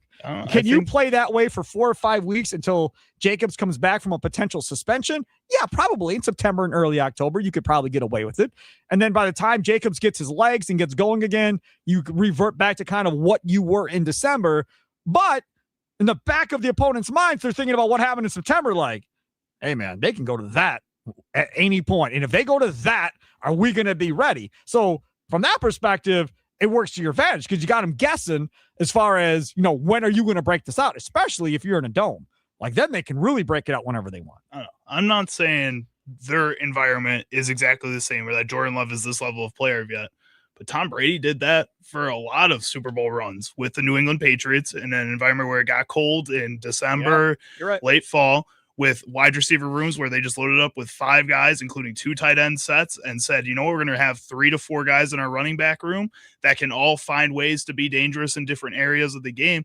I feel like this Packers team can do that. And I feel like that can be done without throwing the ball 50 yards downfield every single drive, but through different offensive schemes that allow you to get and ground and pound through your screen passes, through your offensive line and quick sets, and getting those guys out there that way. There's other ways to do this. I think Matt LaFleur is a good enough coach to adjust his game plan to that and change too. Nicolay Law talking text line 414-677-1250 from the 919. It says to me that Luke isn't going to be back or the same. He looked good against the Packers last year with Rodgers. That's Justin in North Carolina. From the 262, the Smith signing says 2 things. 1, Musgrave is probably on his way out. And 2, I think they're putting more faith in Jordan Love, which goes back to kind of what Charlie said. But what about this one here? And you'll have to look this up and see if you can find anything on this. From the 414, Jonnu Smith is a bad locker room guy. He got benched at the end of last year by the Steelers. It's a bad sign that we took this dude on. I don't know about the bad locker room guy stuff. I don't know his background. If he is a bad locker room guy, then if you're Brian Gutekunst, you're saying you have enough faith in your players in that locker room that they can control him one way or the other, kind of moving forward here in that locker room, that you trust Jordan Love, that you trust Christian Watson, that you trust some of these dudes to step up and kind of wrangle him in. Micah Parsons being in that locker room, Xavier McKinney, and so forth. You have strong enough vets. If he does go sideways on you, that'll be okay. Crazy to me that you would get sat, if that's true, with Aaron Rodgers at quarterback. Like, Rodgers couldn't reel you in and get you going in the right direction? I'm not really seeing Did you anything see about anything? him getting like benched besides like outside of like a poor performance maybe, and that's part of the reason because they have Pat Fryermuth who they were switching. I mean, in if you now. look at this here, if you look at targets in the beginning of the year. Oh yeah, they were getting, that's right, at the end of the year they were getting like Darnell Washington and Connor Hayward more involved, their younger tight ends. I think they were just phasing them out of the system because they didn't plan on bringing Jonnu Smith back. They released him a couple months later with no report of that either. He never got going to begin with. He had a 4 target, 6 target, 3 target, 5 target, 2, 2, 3, 2, 1, 2, 1, 5 targets December 28th at Cleveland. And then 2 targets on January 4th. They never really got him going in the offense outside of like 2 or 3 games the whole year. I don't think he got benched because he was a bad apple. I think he got benched because he wasn't playing well. They didn't need him. Yeah, like I said, I'm not claiming to know Darnell anything. Washington had a few really good games towards the end of the year. So That's another cat. That dude is gigantic, right? Can you put it all together? Because that dude could be a huge weapon. Ron Rome, you are next here on Wisconsin Sports Daily with me, Steve Sparky Pfeiffer, Charlie Hughes producing. What's up, bro? Hey, great show today. Thanks. Before I say what I called about, the comments on The Athletic about that tight end where Steelers fans were glad to see him go. But the reason I called is I grew up in Brooklyn a long time ago. I'm 70. And about 20 years ago, I had a nephew that was around 6, and he was pinching his sister who was 3. So I wrote an essay called 13 Lessons I Learned in Brooklyn Your Kid Won't Learn in Preschool. And lesson number 1 was pick on someone your own size. And lesson number 2 was never pick on a girl. So I have a pretty hard time thinking that Josh Jacobs is still a Packer material. And at least if he would have come out right away and said, I screwed up, I had no excuse, I was mad at her, but you should never touch a woman, and then made a donation to a significant donation to a domestic violence center or something. But this whole thing of, I don't think any law enforcement person in Brown County would have made those charges against a Packer unless there was really some substance there. And the fact that it took them 3 months to figure out how to sweep it under the rug just doesn't smell right to me. Again, a caller earlier on brought up that if that is a camera that's in the house, in the garage, or whatever the case may be, that's not a police body cam or anything like that. They probably had to go through all kinds of hoops and stuff to obtain the video from the owner of the house before they could actually get their hands on it to see the video. That would explain why it probably took so long. Municipality of Lawrence police, they must have they didn't make these charges frivolously because they knew this was going to be a hot potato. Sure. I mean, I used to live in De Pere, and you didn't, charge Packers frivolously. Yep. No question. All right. Thanks for the call. That's a whole nother story as far as how you handle a star player when you're a small town and they are the main event in the town. And that is what we have when you start talking about Packer players in Green Bay, Wisconsin. So this is from just a Twitter user, Matthew S. He puts out there, and I'll have to double check on this as well, has been brought to my attention a technicality within the way the law is written in Wisconsin. And this kind of goes with what Lewis brought up before. The state's misdemeanor battery is still considered domestic violence if the victim and offender shared an intimate relationship. Since they weren't married or shared a child, it's not considered domestic violence, but just within the way the law is written, the misdemeanor battery charge is just necessarily domestic violence. But they clarified to the lawyers that this is not a domestic violence charge. But I they think put that out there already today. And I think they want to listen try me. to drive it as far away from it as possible. Correct. But if that's in the law, people are going to pull that out more than just Matthew S. Absolutely. And that's the thing, though, because the other part about this is, and I don't know, right? We're here doing a radio show as this is breaking. So I don't have, nobody's texting me or telling me anything. I'm just saying this. If I'm the Packers, I want that out there too. So the NFL hears that it's not domestic violence, so he doesn't get banged for 6 games or whatever the case may be, because it's clear that potentially this is 2 or 3 games. Now, that's without the video. Now, with the video, again, I think that changes how many games he gets. Maybe he still ends up with 6 games because depending on what that video looks like is something we'll have to kind of look at going forward here. All right, coming up next, Charlie's Sounds of the Day. And we'll see what Charlie has picked from around the wide world of sports. But before we do that, this year at Wendy's, they're calling fall early with a new Apple Crumble Frosty Fusion. Because why wait for the calendar when you can start your favorite season today? Creamy vanilla frosty, blended with spiced apple syrup and crunchy oat crumble. It's everything fall lovers crave in one cold, creamy spoonful. Available for a limited time at Wendy's. What's your favorite season, Charlie? Fall. Is it? It is fall. Why? I just love the weather. It's not too hot, not too cold. I like the colors. I like going apple picking and pumpkin picking. Yeah, that's right. You like the I apple like both picking. those things. That's one of my favorite things to do every season. I love going to the pumpkin farm with the kids. That's always fun. It's always a good time. I had that apple crumble frosty. I also had the pretzel bacon cheeseburger. Well, we had that last year.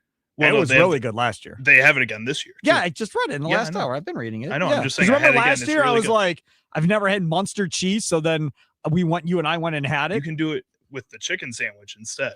And I like it a lot better With the chicken sandwich? The burger's delicious because I got with both. mustard with a chicken? Yeah. Because the beer cheese and the mustard kind of mix together a little Yeah. bit. And it's like just a really good sauce. And generally it's so good. I don't think I've ever had mustard with chicken. I love mustard, but I don't think I've ever put the two together. Give it a shot next time you get something. That's all I wanted to say. No, that's good. And you like the Frosty? I do. I do very much. I've not tried the Frosty yet, but I'm not an apple pie guy.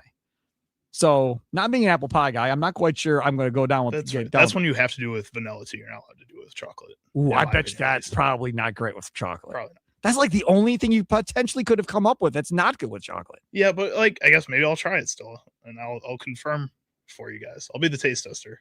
I'll take that duty on. I got another one coming in here over here on the Dugout YouTube chat. You want to read that one from Mary on the Dugout Mary YouTube chat? says, if you read the report, some other male was at the house and she was asked for help and he won't help her. Weak individual that guy is what she adds. Oh, damn.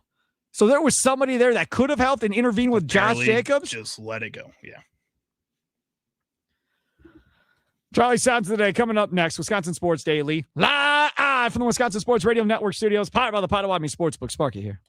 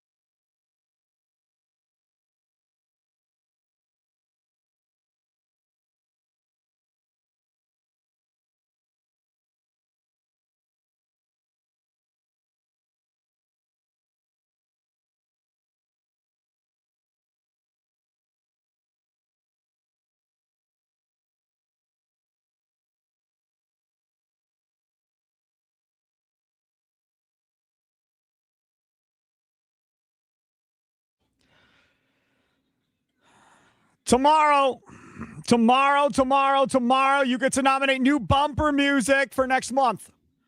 Tomorrow is your chance to nominate new bumper music. So tomorrow between 2 and 5, you'll have several ways to do it. You can do it in the Dugout YouTube chat. You can call Charlie and tell him. You can text it in on the Nicolay Law Talking text line. A very, very busy day tomorrow for Charlie. Texting's the easiest for me, please. Correct, to read it off versus just Sparky's calling gonna you. make him mad because it's going to break up the text It line is. it's on. So. It's fine. I don't care. It's one day. I'll be fine. Or the Dugout chat would probably be the best place. Yep. Do it there, actually. At WI Sports Radio. Any of those work. You can use any of those avenues, and then we'll piecemeal them all together. And then next week, potentially Tuesday is the goal. We'll be able to get the new bumper music on, and away we go. And we'll see what it is. You said 80s or older. 80s or older, and you can nominate an artist, a band, or a specific song. I will tell you, I prefer you nominate specific song so you don't leave it in our hands, specifically our imaging guy's hands, to go pick the song from the group that you nominate. And he'll do a fine job, but if it's like, oh, I'm going to say this group, I know that person X is going to do this for me, and then he doesn't, and then you'll be like, oh, damn, why'd you pick that song? That's not the song you should have picked. So it's probably easier if you just nominate a song. If you want to leave it in his hands, that's fine. It can be, an artist or a group or whatever the case may be, but 80s or older. So Dolly Parton, I've already said, is going to be included because I'm going to nominate Dolly Parton songs to be a part of this kind of going forward for at least September. And then we can nominate new songs, in either October or November and go from there. I think we've had these going since June. Yeah. Right? It was the end of June. So it's been 2 months. Yeah, we have them labeled as May bumpers, I think. But is that what it is? So maybe it's been 3 months then. Yeah, somewhere in that area. So anyway, so that's tomorrow between 2 and 5. Definitely going to want to stick around and nominate some of those. What sound clips will Chicago Charlie pick today for Sparky? Will Sparky become enraged? Will laughter ensue? It's time for Charlie's Sound of the Day. It's Wisconsin Sports Daily on the Wisconsin Sports Radio Network. All right, let's get to it. Charlie's Sounds of the Day, normally at 3:20. Got to move back today because all this Josh Jacobs news has been breaking since about 2:40 or 2:45 or so, and new pieces of information continue to come out here in the last couple of hours. So that's why kind of what we've been hung up on. Charlie, where are we going first? Since we haven't been able to get a whole lot of positive Packers talking, let's talk about some other things besides Josh Jacobs with the Packers. This is Ty Butler, and he's not going to be exactly positive either, but he thinks Jordan Love might be a little bit overrated, and this is on Right is Right. While I like Jordan Love, I think he's a nice quarterback. I also think that he's slightly overrated. Who is this? Ty D. Butler. He was on Nick Wright's podcast, Right is Right. Ty D. How do you spell it? Are you going to go on him down? How do you spell it? Ty D. Butler. Like T-I-E?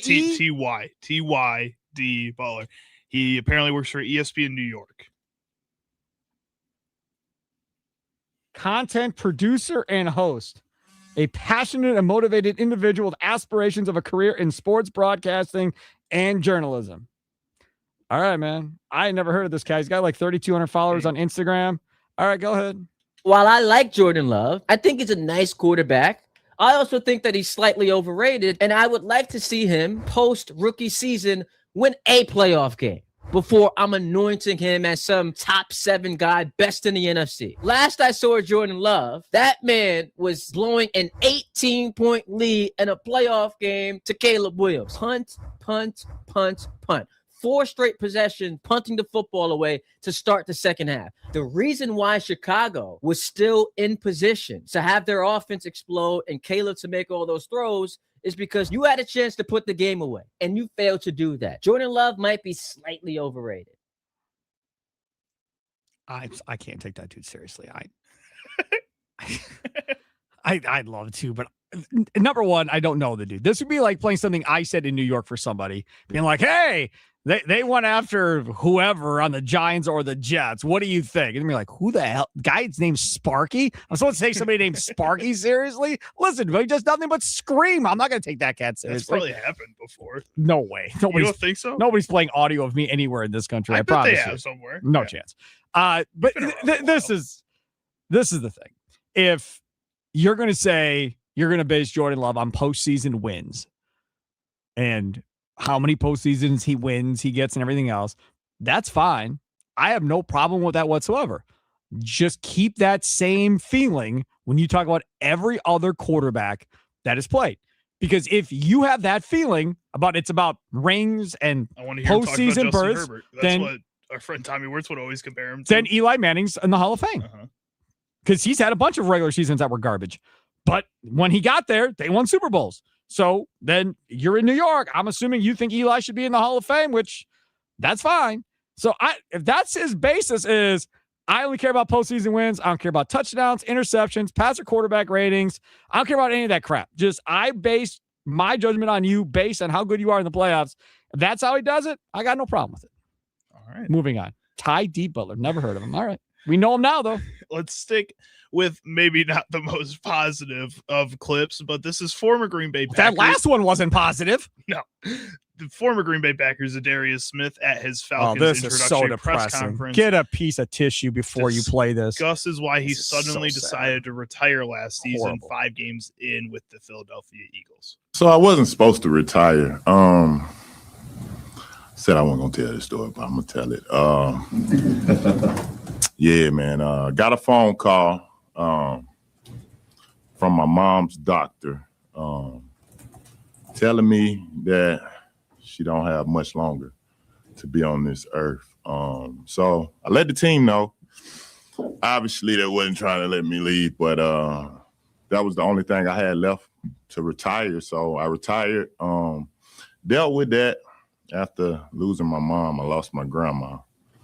Then after my grandma, I just lost my dad. So y'all obviously know what I've been through. So to get a phone call from Cleveland, shout out to AB for just calling me and seeing where I was at mentally.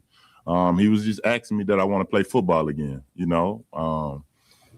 Did I still love the game, you know? And I was like, yeah, I love it, man. I need to come back because I'm at my lowest right now. So he told me to come in and do a workout, and we'll go from there. Got to Cleveland, went through the workout. Everything went well, but we couldn't get the numbers right. So I told him, man, just call me back when you figure it out. And I guess after working out, Coach Stefanski saw me in the end, and they was like, all right, yeah, we need another end because I guess our guys went down. So they need a veteran in the room. So when he called me, I was like, man, this is perfect because it's close to home for me. So I'm originally from Alabama, if you guys know. So this is like home. So I'm just happy to be back and happy to get back started. I'm glad you didn't play the rest of it. I can't relate to that. Like, I would be devastated if that line of events played out in my life. Like, I don't even know how I would have reacted to that. That would have been horrible. Being back on the football field, clearly a good thing for him to get his mind off of all of it. Because if Charlie would have played the later part of it, he starts talking about his one buddy that stayed with him through all of this. All of his other friends, as soon as he was out of the NFL, bailed on him. See you, dude. We're not friends anymore. Don't care about you. They were just using him for the money. Shocker. And this one dude that played in the league that he was boys with was there from the whole time. Also a dude from Alabama, not far from him. But see, he was talking. He was like breaking up and trying not to like break down emotionally. And it was heartbreaking to watch. But in that piece, he talks about Cleveland and working out, and they couldn't agree on a number. And I heard Andy Herman earlier today on the Mason Crosby show, which always must listen to or must watch, whether you download the Mason Crosby show or you download your favorite podcast, or whether you go watch it on YouTube at WI Sports Radio. Always worth a watch and a listen to Andy Herman from Pack a Day Podcast. But Andy Herman was talking about Kevin Zeitler again. And this continues to get brought up. Everybody's on the Kevin Zeitler, bring him in, replace, fix the guard position and so forth, even though he's old. Go try and bring him in. And I continuously say, if he's healthy, does anybody know if he's healthy? Has he worked out in front of anybody at this point? And Charlie and I started having the conversation before the show in our show meeting, back and forth about, okay, man, so if we take the Za'Darius deal and take the Zeitler deal, maybe that's all it is. Maybe Zeitler's just like, dude, I ain't coming to work out for you unless you're offering me X for this year. And if you're not going to offer me X, I'm not getting on a plane. Like, not happening. I'm not going to come play for the veteran minimum. You want to pay me $5-6 million a year or $8 million a year? I'll come work out for you. And if you like me, I'll sign. And but as I'm he not should. coming. He's made a lot of money this No career. doubt. But if it's not for X and we can't agree on that before I get on this plane, I'm not getting on the plane. That could be all it is, was I learned why you don't hear about him working out anywhere. He may be like, if I don't get what I want, I'm going to retire. And we'll see. Honestly, maybe he doesn't care what week he comes back. Correct. As long as some team ends up getting desperate enough to give him the number he wants. Because you could get into week 3, somebody could lose an offensive lineman for the season, and then it's like, okay, now we're going to have to pay him. Hi, Kevin. Yep. Yeah, that number you said before, perfect. Don, why don't you come and get suited up? We'll get you all ready to go. Absolutely. All right, what else you got? And last up here, we're going to head on over to the Jim Rome show where Xavier McKinney, Packers safety, was on discussing Matt LaFleur and his mindset this season. I would say he's been the same, consistent all the way through. Ever since I got here, I knew that he was a competitive guy. I knew he was a competitive coach. I knew he wanted to win. There's also, things he went about just during the day. He went about things a certain way. I don't really think, that has changed. I think his process is still the same. But obviously, we have went through some things throughout these last couple of years to, figure out how we can improve and be better with. So obviously he's, just being more intentional about that and just emphasizing that. But as far as his process and just changing anything up, he hasn't really changed anything up. He's being him, he's being the same, and he's staying consistent. And that's really all we can ask for, as a team and for the players. Consistency is the key for everything, right? If you talk about it for a player, if you talk about it for a coach, if you talk about it for a leader on a team or a captain, you talk about it for your boss at work or your manager at work or your coworker, that's all you want is consistency. And if you get that, regardless if you agree with how they lead or not, at least you know what you're getting at the end of the day, Charlie. You do. And I think with Matt LaFleur, that's something that maybe this season, I think a lot of fans were hoping he wouldn't be as consistent, maybe. Like that he would come in with a little bit of a different kind of mindset, especially with the way the season ended. Right. Just felt like a lot of things were flat. A lot of things just ended wrong because they didn't have Micah Parsons, because they didn't have Tucker Kraft. Yep. And yes, that's true. They didn't have those players, but they were still a very talented team that could win football games if they had the right kind of maybe mindset going into some of that stuff. And I think that's how a lot of Packers fans feel. So going into this season, when you talk about breaking everything down to the bare stuff, going to your offensive coaches and asking them for their opinions, how they would change the playbook, how they would change the scheme, that would also come with you changing your mentality a little bit and going into this season with a different kind of attitude. And yes, I think it's good for the players to see that they're not getting a different person for sure out of Matt LaFleur, but I hope as a coach, things are changing in the scheme and with that. And that's what you want. Things to progress in the same way. But what you don't want is somebody that's ultra aggressive in the beginning of the year, then gets scared in the middle of the year with how they call games, and then becomes a completely different person by the end of the year. You don't want the up and down. If you're going to be consistent all the time and you're going to be ultra conservative, we know what we have. People know that Dan Campbell was crazy there for a year or two, where he was super aggressive, continuously going for it on fourth down and all of that. And then what? Then his play caller left.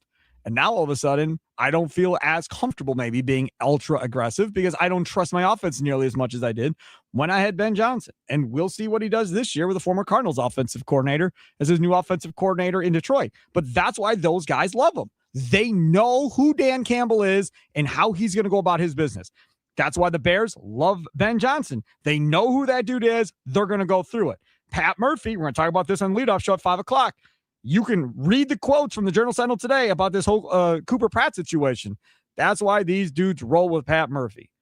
He may be, a hard ass, even though he says he doesn't want to be known as that. He may be that guy, but they all know he's that guy. So they're okay with it because he's consistent with that kind of going forward. All right, that was Charlie's Sounds of the Day. One more segment coming up. We got to talk about the MLB Players Union and the owners. They're exchanging proposals. We got to get into that a little bit here on the way up. Hey, are you looking for a college where you can excel in the classroom and on the field? Brian Stratton College's Wauwatosa campus, you can compete in NJCAA Division II athletics with more than 20 men's and women's teams to choose from. Keep playing the sport you love while earning your associate degree in business, healthcare, criminal justice, or digital marketing. Athletic scholarships are available for those who qualify. Visit bryanstratton.edu and discover how Bryant and Stratton College is built different for you. As I've said, I'll continue to say, if you have a child that's a sophomore, junior, somewhere in that area, and you're trying to get your tape out and talk to coaches and see what they think and so forth, I'm telling you, it's worth your time. It is worth the effort. Make a call, send some video over, and see what the coaches at Bryant and Stratton think of kind of where you belong. And I'll tell you for numerous reasons why. Number one, you're going to learn, is this a Division I prospect like I think my little Johnny is? They're just going to be like, maybe he might be low one. You come bring him here, we can get him good enough to potentially get to there. After 2 years here, he potentially could be that player, or she could potentially be that player to go play at the Division I level. Or it could be, not sure you're Division II right now, so you might want to go to Division III, right, and play at Whitewater or play at some of the other schools. May not even be ready for this level at this point. That's a perfect ground to go see what they think and hear what they think before you decide to move forward. Just saying, if you have a younger child, it's definitely worth reaching out and finding out more. Again, Brian Stratton College in Wauwatosa. It's Wisconsin Sports Daily, live from the Wisconsin Sports Radio Network studios, powered by the Potawatomi Sportsbook. Sparky with you.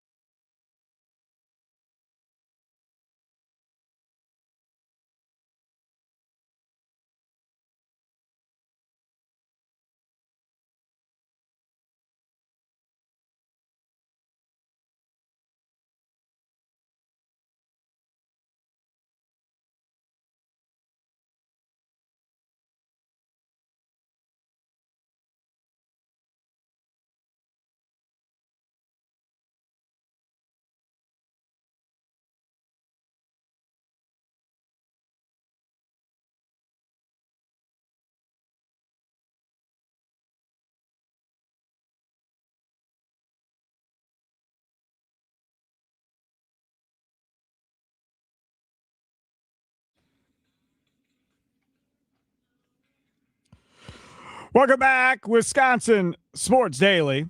Live from Wisconsin Sports Radio Network Studios, powered by the Potawatomi Sportsbook. We're not going to be able to have time to get to the baseball conversation we want to get to with the exchanges between the owners and the Players Association. However, I can give you an update on a couple more things involving the Green Bay Packers at this point, as far as what's going on with the Packers.